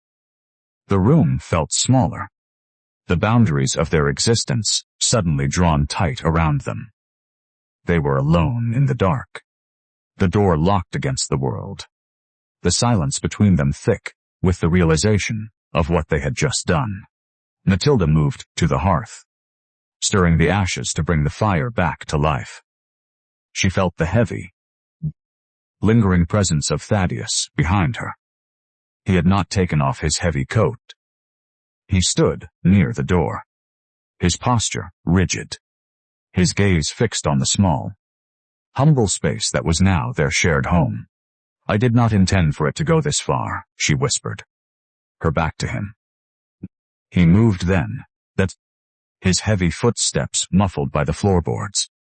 He stopped just a few feet away, close enough that she could feel the heat radiating from his massive body. "The alternative was worse," he breathed, his voice a low, gravelly vibration that settled deep within her chest. "They would have driven you into the woods. They would have seen you destroyed. This is a shield." Matilda turned. In the soft, flickering light of the hearth, his scarred face looked less like a mask of stone and more like a landscape of survival. He was not a man who spoke of feelings, but the simple fact of his protection spoke volumes. She realized then that he had not just protected her from the town, he had bound his own fate to hers. He was as much a prisoner of the law as she was, perhaps more so. "We must keep up the appearance," Thaddeus added, his gaze drifting to the single, rough bed in the corner. "For the town. For the safety of this place. We will share the room." The reality of the situation crashed over her. A shared room? A shared life? A shared name? It was a bridge they had crossed, and there was no turning back. He walked to the corner, laying his heavy tool belt on the table. He moved with a heavy, tired grace. He did not look at her, but she saw the way his shoulders sagged, the way the strain of the day finally began to show in the slow, deliberate movements of his body. She stood still, the warmth of the fire playing across her face. She felt a strange, terrifying shift in her own heart. The fear of the town was beginning to fade, replaced by a new, more complex anxiety. She was no longer just a woman alone in the world. She was the wife of a giant. The weight of that truth was heavier than any iron wagon wheel. Yet, it offered a strange, intoxicating sense of belonging. She looked at the sleeping area. The single bed seemed enormous in the dim light. But, in the truth of the night, it would be a small, intimate space for two giants.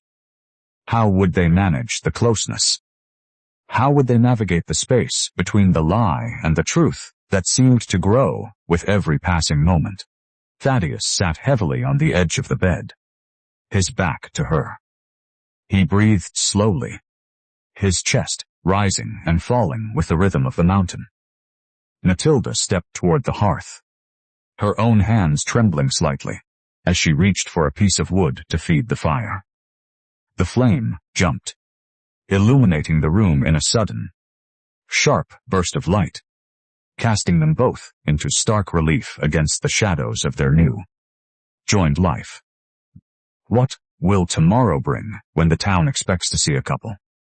And they are still two strangers, living in the fragile silence of a forced sanctuary. The fire crackled, a small, rhythmic heartbeat in the vast, suffocating silence of the cabin. Shadows danced upon the rough-hewn timber walls, stretching and contorting like the memories of a life that felt increasingly distant. Matilda lay stiffly on the edge of the mattress, her massive frame taking up far less space than her height would suggest. She felt the heavy, immovable presence of Thaddeus beside her. He sat on the floor, his back leaning against the foot of the bed, his head tilted back as he stared into the dying embers of the hearth. He had not slept.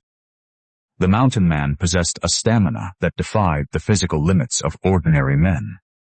But, tonight, his stillness was not the restful calm of a titan. It was the vigilance of a man waiting for a blow that he knew was inevitable. Matilda rose, the straw mattress rustling softly. She sat up, her eyes adjusting to the dim, amber light. She did not speak. She simply watched the way the firelight caught the deep, jagged ridges of the scars upon his arms. They were maps of pain, stories written in flesh and bone. She realized, with a sudden, sharp clarity, that her own history, the lumber camp, the whip, the crushing labor, was not the only darkness that lived in this room. The silence of the blacksmith was not merely a personality trait. It was a barricade. "You do not sleep," she murmured, her voice soft, barely louder than the popping of the wood. Thaddeus did not turn. He kept his eyes fixed on the fire. "Rest is a luxury for those who have nothing to lose," he breathed, his voice a low, gravelly vibration that seemed to pull at the very air of the room. Matilda moved closer. She sat cross-legged on the floor, keeping a respectful distance, yet close enough to feel the radiating heat of his body. She noticed a small, worn piece of ribbon resting near his hand on the floorboards, a faded, dusty blue silk, thin and fragile. It looked utterly out of place amidst the heavy, soot-stained tools and the rough, iron-hard environment of the forge. It was a relic, a remnant of someone who had known softness. She reached out, her large, calloused hand hovering near the ribbon. but she did not touch it. "A sister?" she asked quietly. The blacksmith stiffened. The massive muscles of his shoulders tightened, the corded fibers standing out like thick steel cables under his skin. For a long, agonizing minute, the only sound was the wind howling outside, searching for an entry point through the chinks in the logs. Then, he let out a long, shuddering breath. "Her name was Alara," he began, his voice barely a whisper.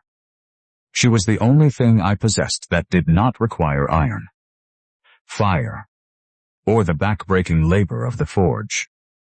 She was fragile, Matilda, like a bird that had fallen from the nest. She had a sickness in her lungs, a deep, rattling cough that worsened with every passing winter." He picked up the ribbon, twisting it slowly between his thumb and forefinger. His movements were incredibly gentle, a stark, heartbreaking contrast to the hands that could bend heavy iron bars with a flick of the wrist. "The winter of the Great Freeze," he continued, his tone devoid of inflection, a hollow recitation of tragedy. "The snow blocked the pass for 3 full months. We had no wood, no coal. The supply wagon never arrived.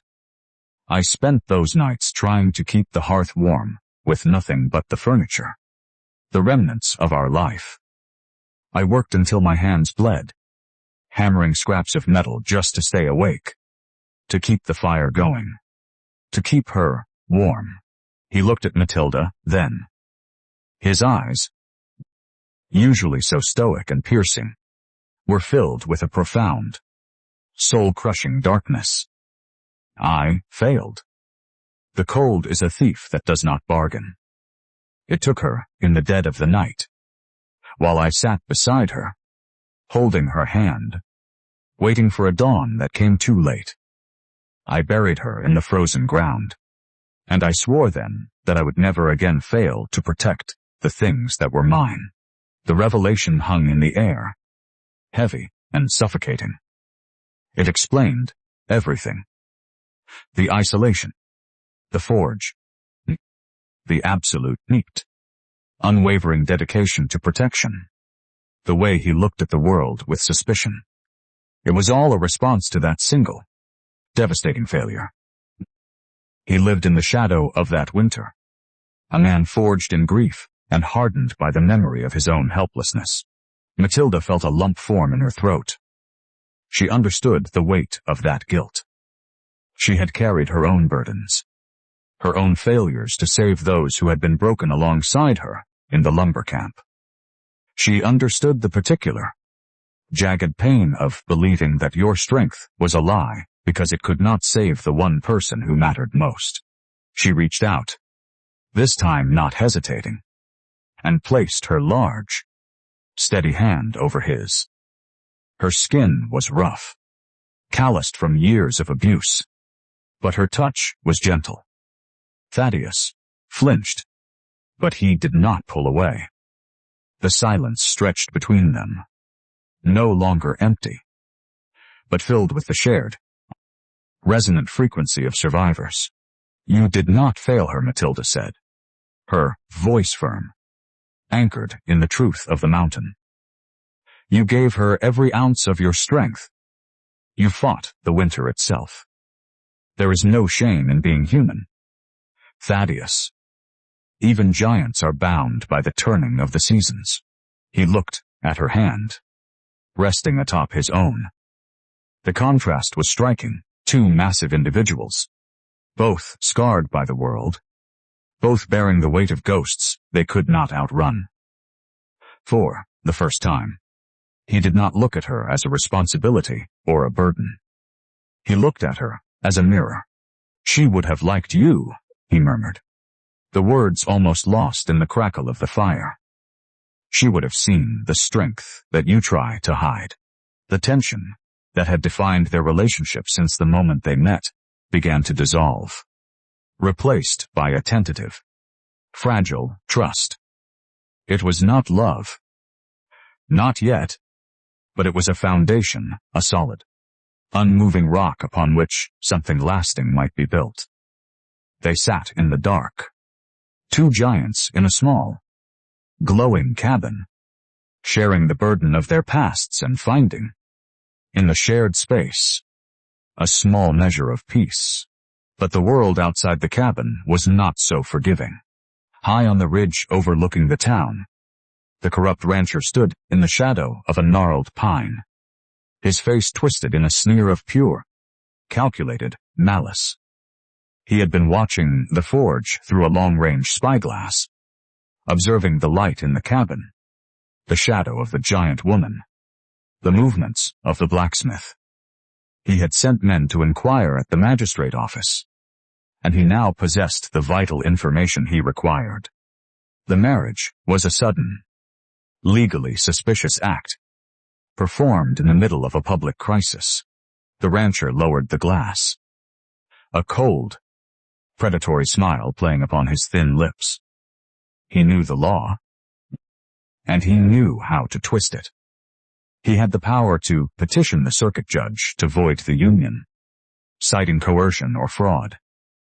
And once the marriage was annulled, the woman would be a legal vagrant again, untethered, unprotected, and ripe for the taking. He tapped the ash from his cigar, his eyes glinting with the promise of the coming conflict. He would tear the sanctuary down, piece by piece, until he had what he wanted. The forge was secure for the night, but the storm was gathering, and the foundation upon which they stood was about to be shaken to its core. The morning light struggled to pierce the thick, gray gloom of a gathering storm. Within the cabin, the atmosphere held a fragile, newfound stillness. The previous night had stripped away the layers of pretense, leaving behind the raw, beating heart of their shared reality. Matilda moved with a quiet, purposeful rhythm as she stoked the hearth, while Thaddeus sat by the small table, his massive hands resting palm down on the scarred wood. He watched her with a gaze that had lost its defensive edge, replaced by a steady, contemplative warmth. The unspoken understanding of their pasts, the sister lost to the winter, and the lumber camp that had sought to break the spirit of the giant woman, acted as a bridge between them. The forge called to him, as it always did. He stood, his movements favoring the side that had felt the chill of the previous night. He walked toward the workshop, and Matilda followed, the familiar pull of the labor drawing them both into the day. The routine was the sanctuary. It was the place where they knew who they were and what was expected of the world. The work began with the familiar, rhythmic strike of iron against iron. Thaddeus was shaping a heavy plowshare, his massive arms moving with the precision of an artist, despite the crushing force required for the task. Matilda stood at the bellows, her hands wrapped firmly around the worn leather handles. She pumped, breathing the steady, smoky air of the forge. The fire roared, a living, hungry thing that demanded constant attention. Then, the world shattered into a moment of pure, blinding chaos. Thaddeus reached for a heavy iron bar that had been resting in the heart of the coals. As he pulled it free, the tongs, worn smooth by years of friction, slipped. The white-hot iron tumbled, splashing a shower of molten scale and sparks across the bared forearm of the blacksmith. He did not cry out, but the sharp intake of breath was audible over the hiss of the fire. The heavy bar clattered to the dirt floor, narrowly missing his feet. He stumbled backward, his face drained of color, his hand clamping instinctively over the ruin of his skin. Matilda was at his side before the iron had finished rolling. She saw the raw, angry heat of the burn, the skin already blistering under the fierce touch of the metal. She did not hesitate. She dropped the bellows and caught him by the waist, her own immense strength acting as a pillar for his failing balance. She maneuvered him toward the clean water barrel, her movements efficient and terrifyingly focused. "Sit," she breathed, her voice a low command. He obeyed, his stoic mask fractured by the sheer, sudden intensity of the agony. She pressed a wet, cool cloth to the burn, her touch as light as a feather, despite the trembling in her own fingers. The sight of him, the man who stood as an immovable mountain, brought low by a slip of the tongs, sent a jolt of pure, cold terror through her heart. She realized, with a sudden, sickening clarity, how fragile his presence was. "It is a surface wound," Thaddeus murmured, his jaw tight, his eyes squeezed shut against the throbbing pain. "I cannot tend the iron like this. The plow must be finished by sunset for the farmer." Matilda looked from his pained face to the unfinished plowshare, still glowing a dull, angry red on the anvil. The pride of the blacksmith, his dedication to the people who relied upon his labor, was etched into his very being. She would not let that pride die because of a moment of misfortune. "You will rest," she stated, her voice devoid of room for argument.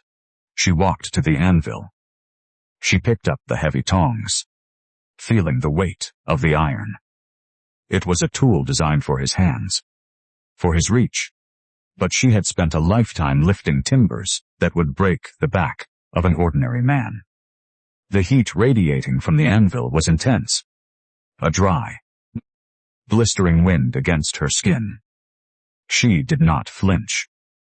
She picked up the heavy hammer, the balance of it unfamiliar yet manageable. She looked back at him. "Tell me what to do." Thaddeus, leaning heavily against the wooden bench, watched her with wide, stunned eyes. He had seen her strength. He had felt the force of her cooperation. But he had never seen her take the mantle of the forge. He began to guide her, his voice a gravelly, steady drone, instructing her on the fold, the strike, and the cooling. She worked with a focused intensity that bordered on the divine.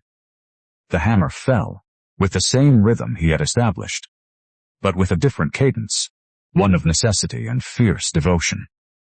She operated the bellows with her feet, her hands occupied by the iron, the coordination of her massive frame a testament to the life of labor she had survived. She became the fire, the hammer, and the iron. She worked until the sweat soaked through her blue shirt, until her muscles burned with the familiar ache of heavy exertion. But there was no fatigue in her spirit. She was doing this for him. She was protecting the only thing he cared about, the only legacy he allowed himself to claim. By sunset, the plowshare was finished, smooth and perfect, ready for the soil. Matilda dropped the hammer, the sound ringing out like a closing chapter. She turned to Thaddeus, her chest heaving, her face smudged with soot, her eyes bright with an unnameable emotion. He stood slowly, ignoring the pain in his arm, and walked toward her. He looked at the iron, then at her, his expression a complex mixture of awe, gratitude, and a growing, terrifying longing that he had tried so hard to suppress. "You have saved the work of this forge," he murmured, his gaze lingering on her face. She felt a rush of warmth that had nothing to do with the furnace. She had found a place where her strength was not a weapon, but a bridge.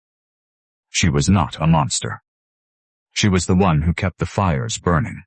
But the silence of the evening was broken by the sound of a wagon that did not arrive. The merchant usually delivered the supply wagon at dusk, the heavy cart laden with coal, salt, and the essential provisions for the upcoming winter. The road remained empty. The shadows of the trees lengthened, and the stillness of the mountain air became oppressive. Thaddeus walked to the edge of the property, his eyes scanning the narrow, winding dirt road. The moon rose, casting a pale, sickly light over the valley, but the road was barren. The wagon had not come. The merchant, Matilda breathed, standing beside him, her presence a comforting, solid weight. He is late. Thaddeus looked at the horizon, his brow furrowed in a dark, premonitory scowl. He knew the ways of the valley. He knew the greed that lurked in the hearts of those who held power. He is not coming, he breathed, the words heavy with the scent of a coming disaster. The corrupt rancher, the man who had watched them from the ridge, had intercepted the wagon miles from the town. He had forced the merchant to turn back, under the threat of losing his entire contract for the winter season. The provisions, the coal for the fire, the grain for the flour, the very essentials of their survival were gone. They were cut off, isolated in the high country, with the winter pressing in like a closing hand. The forge would go cold, and the cabin would become a tomb. The test had begun, and it was not a test of strength, but of endurance. How would they survive the long, dark winter without the simple things that kept them alive? The mountain air turned brutal overnight. A layer of frost coated the heavy timber walls of the cabin, transforming the exterior into a jagged landscape of silver and white. Inside, the hearth remained cold. The lack of coal and the absence of fresh supplies created a hollow, oppressive atmosphere. Thaddeus moved with a heavy, restless energy, pacing the small room like a caged animal. His injured arm, now wrapped in fresh, clean linen, throbbed with a dull, persistent pain, but his frustration was not for his own body. It was for the vulnerability of their situation. He knew the rancher. He knew the man viewed the world as a game of chess, and they were currently the pieces being boxed into a corner. Matilda stood by the small window, watching the gray, swirling fog blanket the valley floor. She felt the chill not just in her bones, but in the growing silence of the town. Since the supply wagon had failed to appear, the subtle ostracization of the previous days had transformed into something colder, more pointed. It was no longer just the fear of the unknown. It was the weaponization of economic hardship. She wrapped her arms around her chest, gripping the rough wool of her coat. She decided she had to go into town, to speak with the merchant directly, to demand the reason for the missing provisions. Thaddeus tried to stop her, his dark, piercing eyes filled with an uncharacteristic flicker of anxiety. He feared for her safety, fearing the rancher would use this opportunity to isolate them further. But Matilda was firm. She was not a prisoner in the cabin. She was a woman who knew how to demand answers. The walk into Oakhaven was a lonely trek through a landscape stripped of color. When she arrived at the mercantile, the merchant did not meet her gaze. He shuffled behind the counter, his movements jerky and filled with nervous agitation. He claimed the roads were impassable, that the rancher had ordered a blockade, that it was not his fault. Matilda listened to the excuses, her heart sinking with every insincere syllable. She knew a lie when she heard one. She saw the fear in his eyes, but it was not the fear of a blockade. It was the fear of crossing a powerful man. As she stepped out of the store, the wind whipped around her, carrying the biting chill of the coming winter. She turned down a narrow alleyway toward the livery, seeking a moment of respite from the wind, when she heard the voices. Two men stood by a stack of hay bales, their forms obscured by the deep shadows of the building. They were ranch hands, men who worked for the very individual who wanted the forge. "The blacksmith is a clever one of the men chuckled, the sound jagged and cruel in the cold air. "He plays the hero, claiming the giantess as his wife. Everyone thinks it is a romantic gesture.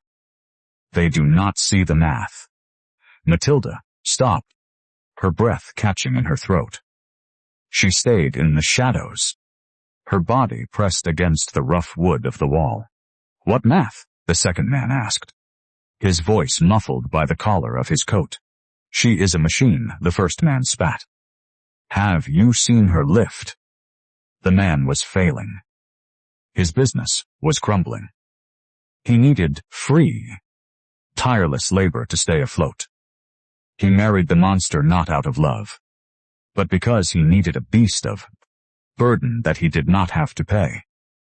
Now he has her working the bellows, repairing the iron, doing the heavy lifting, while he collects the profit. It is a brilliant, cold-blooded business arrangement. And the town is blind. They feel sorry for him. They think he is a martyr protecting a lost soul. They do not realize they are watching a man exploit the very thing they fear. Once the winter is over and he has enough coin, he will discard her. Or worse, he will sell her contract to the mining camp. She is just a tool, and once the tool breaks, he will throw it away. Matilda felt as if the world had tilted on its axis. The words struck her with the force of a physical blow. The insecurities she had spent a lifetime trying to bury, the belief that she was only valuable for her strength, that she was merely a thing to be used, an object to be possessed, rose to the surface with suffocating intensity. She thought of the forge. She thought of the way he looked at her when she worked, the way he accepted her help, the way he had placed his hand over hers in the cabin. Had it been genuine? Or was it merely the calculated satisfaction of a man who had finally acquired the perfect asset? She leaned her head against the cold wood, her eyes burning. She had allowed herself to believe in the possibility of a home. She had allowed herself to think that she had found a partner, a man who saw the woman beneath the muscle. But the gossip, sharp and venomous, cut through the illusion. It made sense. It was the logic of the world she knew. Men did not protect monsters for free. There was always a price. She walked back to the forge, the weight of the realization making her limbs feel heavy, as if she were walking through deep water. The sanctuary, once a place of warmth, now felt like a cage. She was a burden to him. She was the reason the town whispered, the reason the rancher was targeting the forge, the reason he was being isolated from the town he served. If she were gone, the supply wagons would return. The blockade would end. Thaddeus could reclaim his reputation and his business. He could return to his life, free from the scandal of a giant wife and the target painted on his back by her presence. She reached the cabin as the sun began to dip below the jagged horizon, casting long, bruised shadows across the snow. Inside, the fire was low.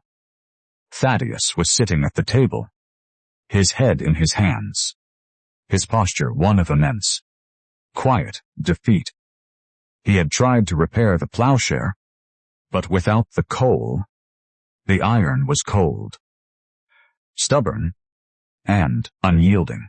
He looked up as she entered, his eyes searching hers, looking for the comfort he had come to rely on. Matilda looked at him, and for the first time, she did not see the protector. She saw the man who had been forced to compromise his life to accommodate her. She said nothing. She moved to her corner of the room, her movements precise and detached. She began to fold her few belongings. placing them into a small, worn canvas sack. She did not know where she would go. The wilderness was hostile. The winter was approaching, and she had no provisions. But she knew that remaining here was an act of profound selfishness. She could not let him pay the price for her existence.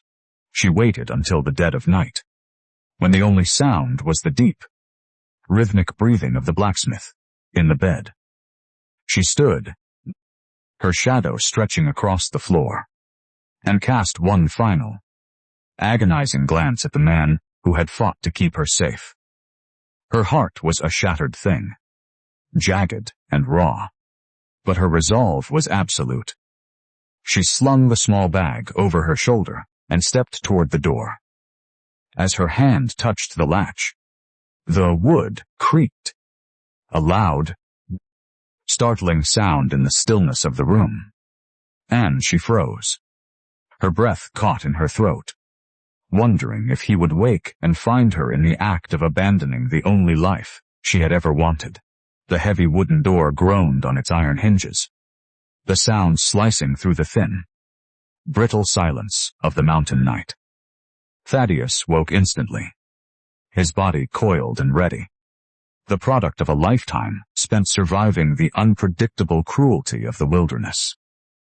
He shifted, his hand instinctively reaching toward the side of the bed where the giant woman had slept. He met only the cold, empty straw of the mattress. The impression of her weight was already fading, the warmth of her presence gone, stolen by the icy draft that swept through the open doorway. He stood, now, his massive frame unfurling in the dim light of the dying embers. He did not need to search the room. He knew. The air felt thin, hollow, as if the very spirit of the cabin had evaporated along with her departure. He walked to the door and looked out into the night. A light, swirling snow had begun to fall, dusting the ground in a fine, white powder that already obscured the world beyond the porch. He stepped out, his iron-toed boots crunching against the frosted earth. He did not need a lantern. He knew the rhythm of the mountain, the way the shadows gathered, the way the wind whispered secrets through the pines. He saw the tracks, heavy, deliberate, and moving with a haste that suggested a broken heart. The realization struck him with the force of a falling anvil. He understood exactly what she must have heard, what lies the town had fed her to drive her away. He thought of the whispers in the alley, the cruel, cynical logic of men who could not understand a devotion they had never felt. They had painted his protection as exploitation. They had framed his need for her as a calculated, cold-blooded business move. A low, guttural growl escaped his throat, a sound of pure, unadulterated anguish. He had been a fool. He had lived in such profound, punishing isolation for so many years that he had forgotten how to speak the language of the heart. He had allowed his stoic nature to become a mask, and, in doing so, he had left her vulnerable to the poison of other people. He did not want her because she was strong. He did not want her because she could lift the iron. He wanted her because, for the first time in his life, the silence of his existence had been filled with a light that made the darkness bearable. He did not waste time with preparations. He grabbed his heavy coat, his rifle, and his tracking kit, stepping out into the rising storm. The wind whipped around him, carrying the sharp, biting chill of an early winter gale. He tracked her footprints as they led away from the forge, heading toward the high, treacherous ridges of the mountain. She was heading into the heart of the storm, seeking a place where she would not be a burden. The blizzard intensified with every passing hour. The world became a shifting, white abyss where the sky and the earth merged into a singular, suffocating wall of snow. He moved with a relentless, driving pace, his massive legs eating the distance, his eyes fixed on the faint, retreating impressions in the snow. He felt the weight of his own failure pressing down upon his shoulders, heavier than any load he had ever carried in his forge. He had promised to protect her, and, instead, he had driven her into the arms of the elements. As the night deepened, the cold began to gnaw at his skin, but he did not feel it. The adrenaline that surged through his veins was a potent fuel. He found himself thinking of his sister, Elara. He remembered the feeling of helplessness, the crushing tuckers, inescapable weight of the winter that had taken her. He would not let it happen again. He would not allow the mountain to claim another soul he cherished. He would not allow the silence of the woods to be her grave. He climbed the lower slopes, the incline steep and punishing. His lungs burned, the air thin and icy. But he pushed forward.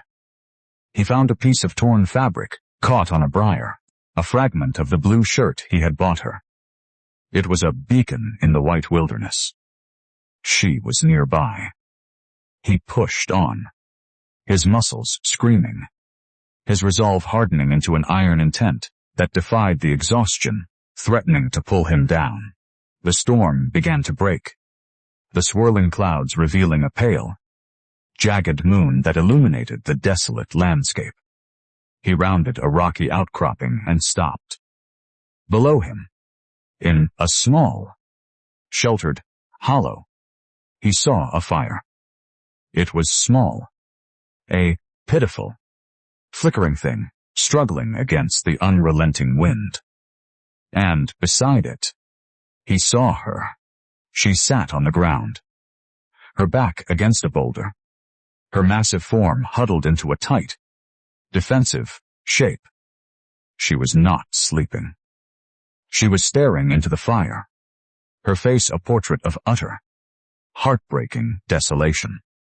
She was a giant reduced to the smallest, most vulnerable version of herself, waiting for the cold to do its work. But she was not alone. Thaddeus felt the blood turn to ice in his veins. Circling the camp, their eyes glowing with the pale, sickly light of hunger, was a pack of timber wolves. They were large, mangy, and desperate, the product of an early, brutal winter that had driven them down from the high peaks. They moved with the silent, predatory grace of ghosts, their tails low, their teeth bared, their focus entirely on the giant woman in the hollow. She had not seen them yet.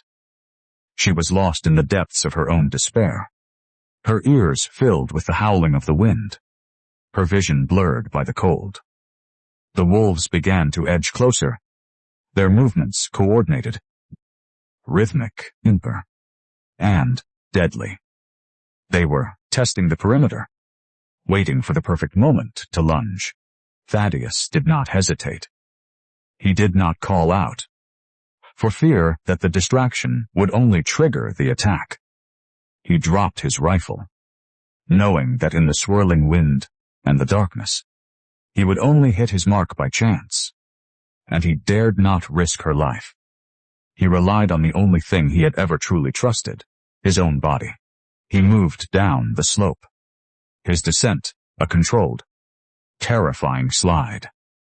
He did not care about the noise he made. He crashed through the brush, a falling mountain of scarred flesh and iron intent. The wolves whipped their heads toward the sound, their growls deepening into sharp, frantic barks. They sensed the intruder, the apex predator that had descended upon them with the fury of a storm. Matilda bolted upright, her eyes wide, her hands instinctively moving to defend herself. She saw the pack, the teeth, the hunger, and then she saw him. She saw Thaddeus, running down the slope, his face a mask of primal, protective fury. his presence commanding the very air of the hollow. The lead wolf, a massive, silver-furred beast, snarled and made the first move. It lunged toward her, a blur of gray motion. Thaddeus was already there. He intercepted the beast in midair, catching the wolf by the scruff of the neck and slamming it into the frozen earth with a force that shattered the silence of the clearing. The impact was sickening, heavy, and final. The remaining wolves recoiled, their confusion and fear warring with their hunger. Thaddeus stood between them and the woman he had tracked through the heart of the storm. He breathed heavily, his chest rising and falling like the bellows of his forge, his eyes burning with a light that made the predators shrink back. He was not a man anymore. He was a force of nature. But the pack was large, and their desperation was absolute. They circled, sensing the vulnerability of their prey, waiting for the blacksmith to falter. The wind howled, the snow fell, and the stage was set for a confrontation that would decide the fate of both the protector and the survivor. The clearing erupted into a chaotic, violent dance of tooth, fur, and raw desperation. The remaining wolves, emboldened by the scent of blood and the bitter chill of the mountain air, did not scatter despite the death of their leader. They circled with a rhythmic, predatory intent, their yellow eyes fixed on the two figures standing back to back in the snow. Thaddeus stood like a mountain of scarred iron, his breathing heavy and ragged, his hands balled into fists that could crush bone. Matilda stood beside him, her towering frame braced for the impact, her fingers gripping a heavy, fire-blackened branch she had wrenched from the edge of the dying pit. They were two giants, standing against the wilderness. And in that moment, the barriers of their past, the misunderstandings of their forced marriage, and the stinging gossip of the town fell away entirely. There was only the fight. The largest of the remaining wolves lunged. Thaddeus met the beast with a brutal, crushing strike, his arm swinging with the force of his hammer. The wolf yelped, tumbling backward into the drifts. Simultaneously, a second wolf attempted to flank the pair, aiming for the exposed side of the woman. Matilda swung the heavy branch with an arc of precise, terrifying strength. The wood connected with a solid, jarring thud, driving the predator away into the darkness of the pines. They moved with a synchronized, instinctive grace. When Thaddeus lunged, Matilda covered his flank. When a shadow darted toward her, Thaddeus was there to intercept, his sheer physical presence acting as an impenetrable wall. They were a single unit, a partnership forged in the heat of the forge and tempered by the ice of the mountain. Those wolves, sensing the shift in the balance of power, snarled and retreated, their growls fading into the whistling gale of the blizzard. The silence that returned to the clearing was heavy, punctuated only by their jagged breathing. Thaddeus dropped his hands, his chest heaving, his face splattered with the dark evidence of the struggle. He looked at Matilda. Her hair was loose, matted with snow, her blue shirt torn at the shoulder. But she stood tall, her eyes fierce and burning with a vitality he had never seen before. He moved toward her, his heavy steps faltering, his energy finally spent. He reached out, his calloused hand trembling as he brushed a stray lock of hair from her face. Matilda did not recoil. She did not lower her eyes. She leaned into his touch, her own hand rising to rest upon his scarred chest. She could feel the wild, erratic rhythm of his heart beneath the rough fabric of his shirt. It was the heart of a man who had chosen to risk everything for her, "You should not have come," she whispered, her voice thick with a mixture of agony and awe. Thaddeus shook his head slowly. His gaze locked onto hers. "I could not stay while the winter took you," he breathed, the words low and gravelly. "The forge is only a building. The iron is only metal. You are the only thing in this life that has made the silence bearable." He did not confess his love in the flowery, empty language of the poets. He confessed it in the raw, broken truth of a man who had found his reason to survive. Matilda felt the walls around her heart collapse. The fear of being a burden. The fear of being used. The fear of the future. It all dissolved into the shared warmth of their bodies. She reached up, pulling him down until their foreheads rested against one another. They stood there, two giants in the snow, breathing the same air. Their survival, a testament to the fact that they were no longer two separate lives. They were a foundation. The trek back to the town was a grueling, slow crawl. The storm had subsided to a light, swirling dust, but the path was obscured, and their strength was waning. Thaddeus leaned heavily on Matilda, his arm draped across her shoulders, his weight a testament to the toll the fight had taken on his scarred body. She supported him, her own muscles screaming with fatigue, her resolve the only thing keeping them moving. They walked in a companionable, profound silence. There was no need for words. Every step was a shared victory over the elements. When the lights of Oakhaven finally appeared in the distance, a small, clustered beacon of yellow warmth in the vast, dark valley, they did not feel the comfort of home. They felt only the grim realization that the true test was yet to come. As they crested the final hill and descended into the town, the silhouette of the forge came into view. It was not the dark, quiet sanctuary they had left. The yard was filled with the flicker of torches.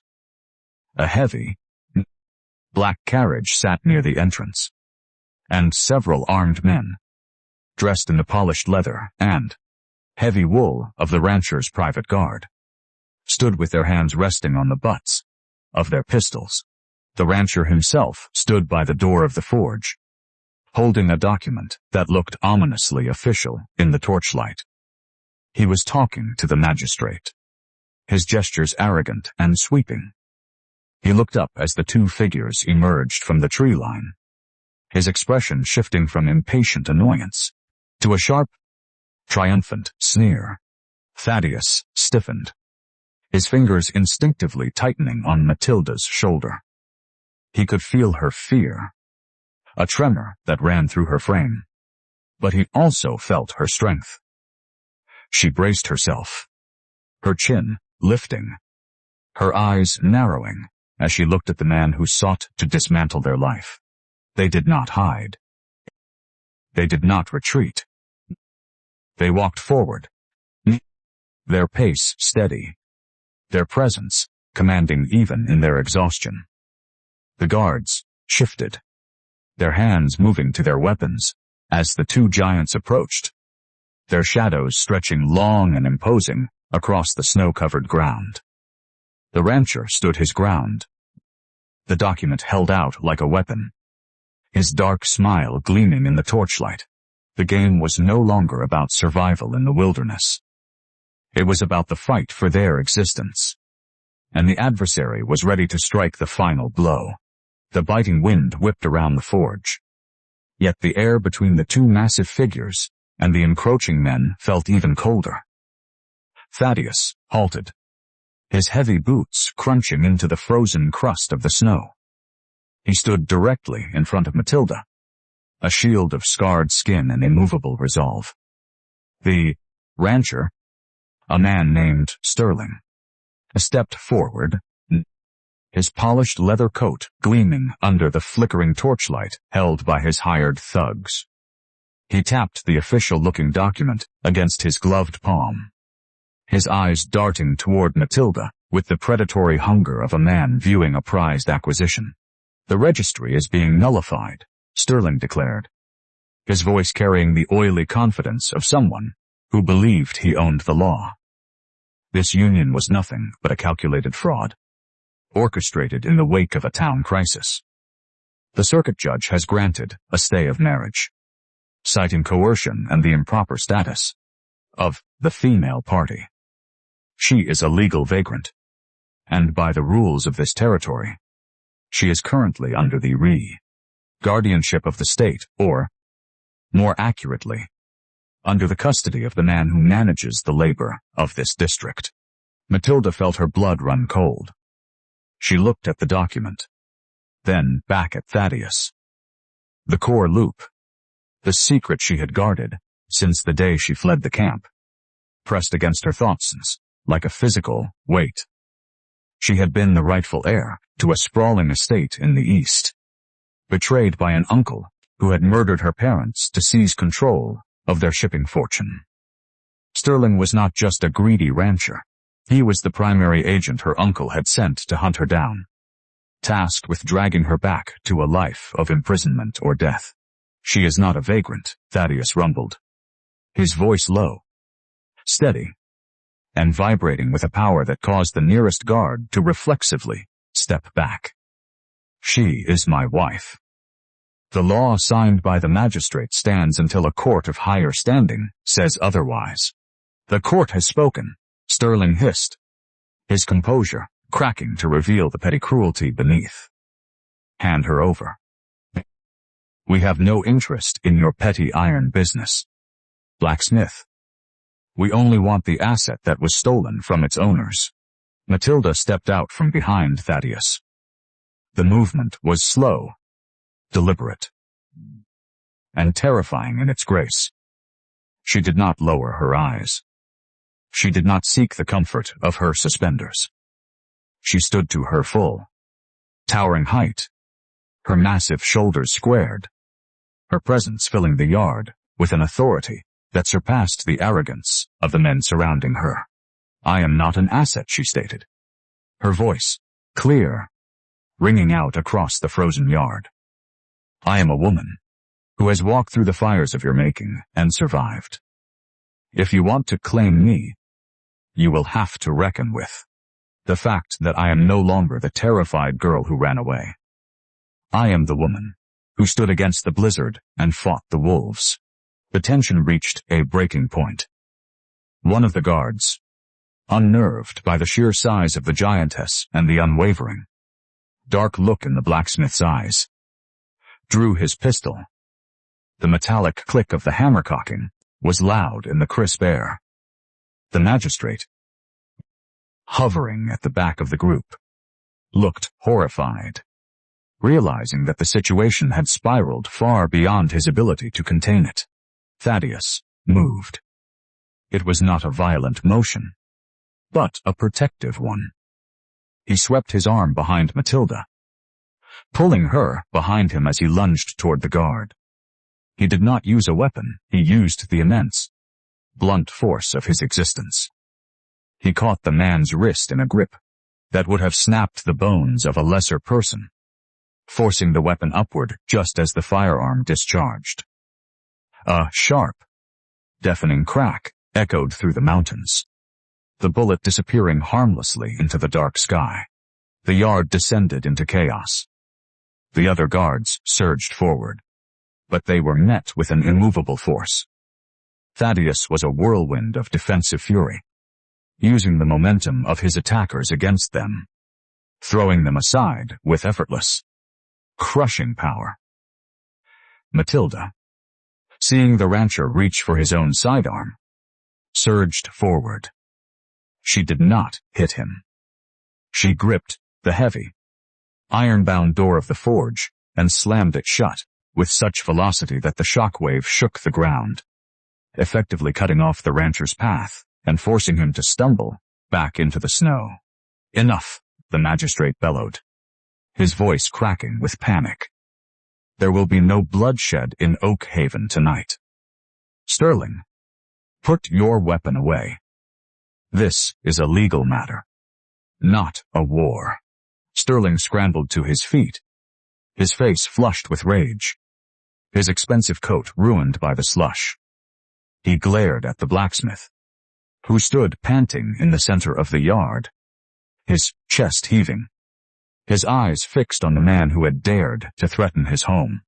"This is not over," Sterling shouted, his voice trembling with humiliated fury. "The law will be enforced. I will return with a warrant that even you cannot ignore. Back, blacksmith.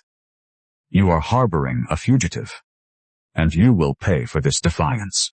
He turned and signaled his men to retreat.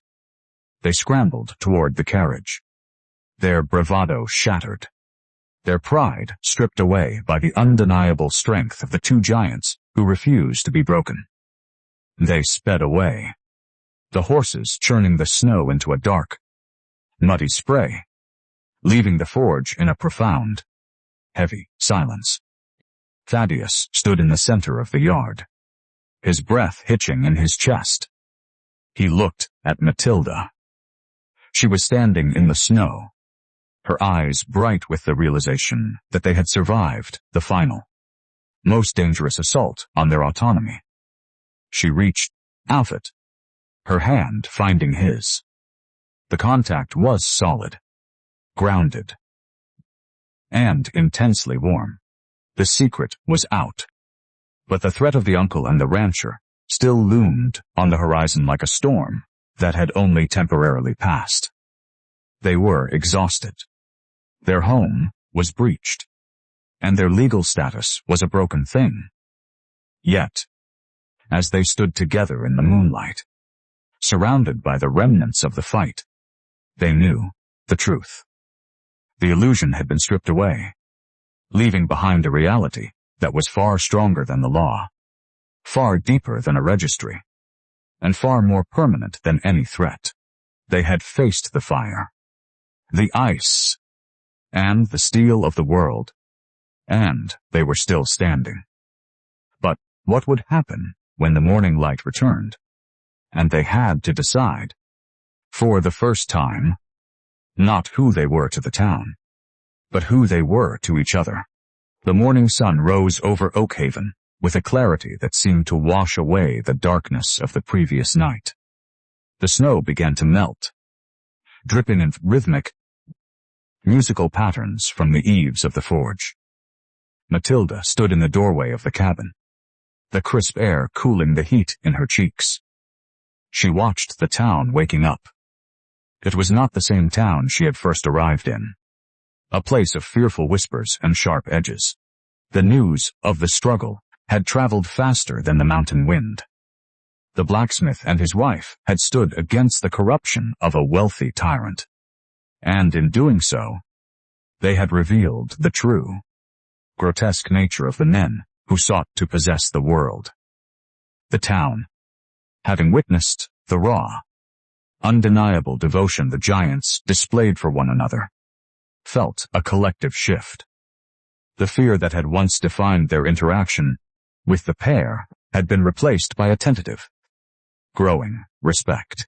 Sterling, the rancher, had departed in the night, his legal threats crumbling when the magistrate, shamed by the courage he had seen, had refused to process the fabricated warrants. The rancher knew he had lost his grip on the local sentiment. He could not force a town to exile a couple who had become a symbol of something far more potent than his money. Thaddeus stepped out onto the porch behind her. He did not speak.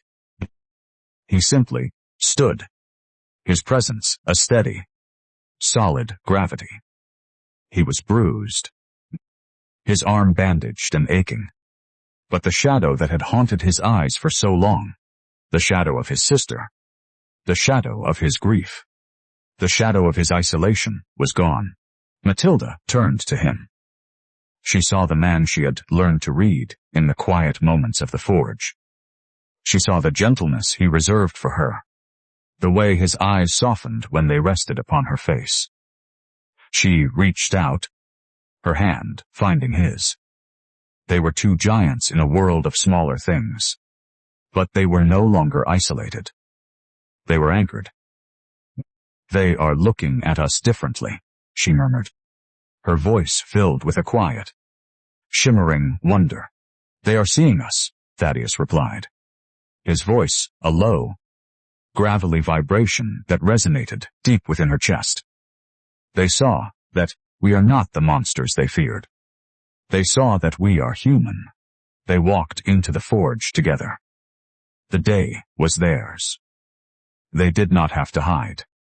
They did not have to apologize for their size or their strength. They moved through the workspace with a rhythm that was entirely their own. There was no need for instruction. They understood the language of the metal, the necessity of the heat, and the sacred nature of the labor. They worked side by side, their movements a seamless, beautiful dance of cooperation. As the sun reached its zenith, they stepped out into the yard.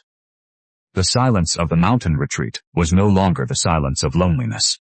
It was the silence of peace. They sat on the wooden bench that Thaddeus had repaired, their shoulders brushing, their knees knocking together. The massive bulk of their frames was a comfort rather than a burden.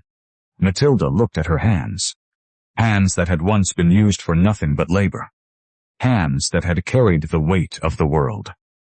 Now, they were hands that had built a life. She looked at Thaddeus, who was watching her with an expression of such profound, unshielded vulnerability that it took her breath away. "I spent so long believing that I was only as valuable as the work I could perform," she confessed, her voice barely a whisper. "I thought my size was a cage. I thought my life would always be defined by the strength of my muscles and the hardness of my heart." Thaddeus reached out, taking her hands in his. He traced the lines of her palms with a thumb calloused by iron.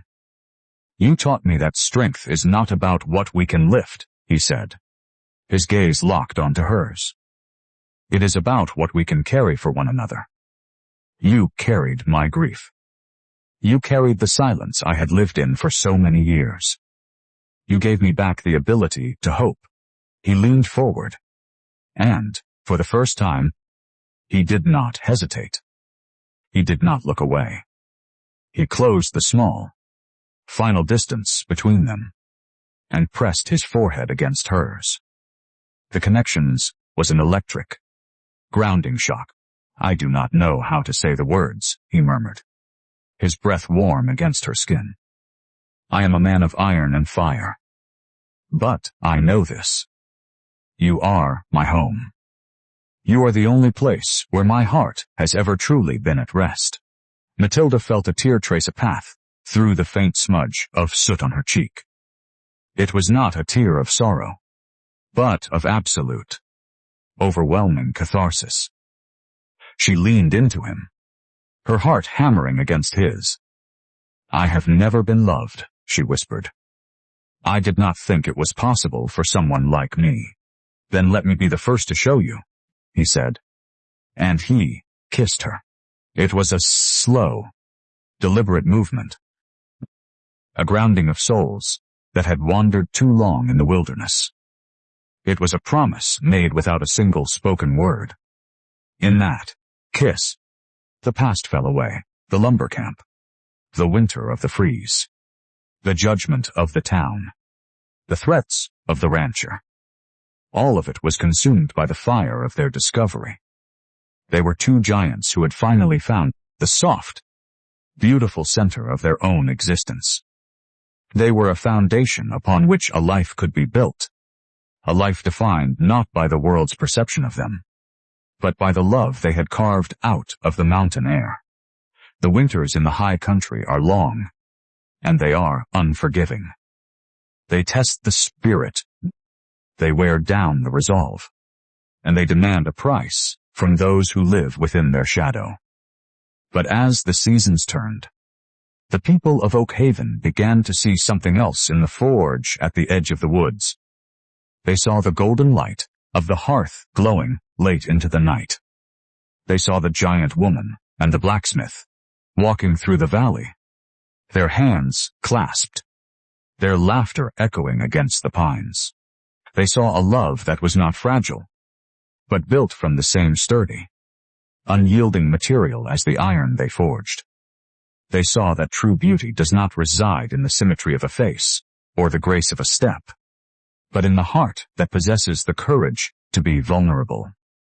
They learned that the monsters they had feared were, in truth, the strongest, kindest souls they had ever known. The giant girl who arrived in the dust and the giant man who lived in the silence became the heart of the community. They were the ones who helped when the crops failed, who forged the tools that built the town, and who reminded everyone that no matter how much the world tries to define you, you have the power to define yourself. They grew old together, their frames remaining strong, their love remaining steady. They built a family, not by blood, but by the legacy of the life they created. They proved that the greatest strength a person can possess is the ability to open their heart to another, even when the world is screaming that they should close it off. In the end, it was not the mountains, nor the forge without, nor the iron that remained. It was the memory of two people who had stood together when the storm was at its worst, and, in doing so, had found the only thing that truly matters, a place to belong. The story of the blacksmith and his giant wife became a legend, a campfire tale told to the children of the valley, a reminder that in the vast, cold reach of the wilderness, there is always a fire, there is always a home, and there is always a chance for a new beginning. This story is a work of fiction. The characters, situations, and events described are entirely products of the author's imagination. Any resemblance to actual persons, living or dead, or actual events is purely coincidental. The setting, dialogue, and narrative arc are designed for entertainment purposes and to explore themes of resilience, romance, and personal growth.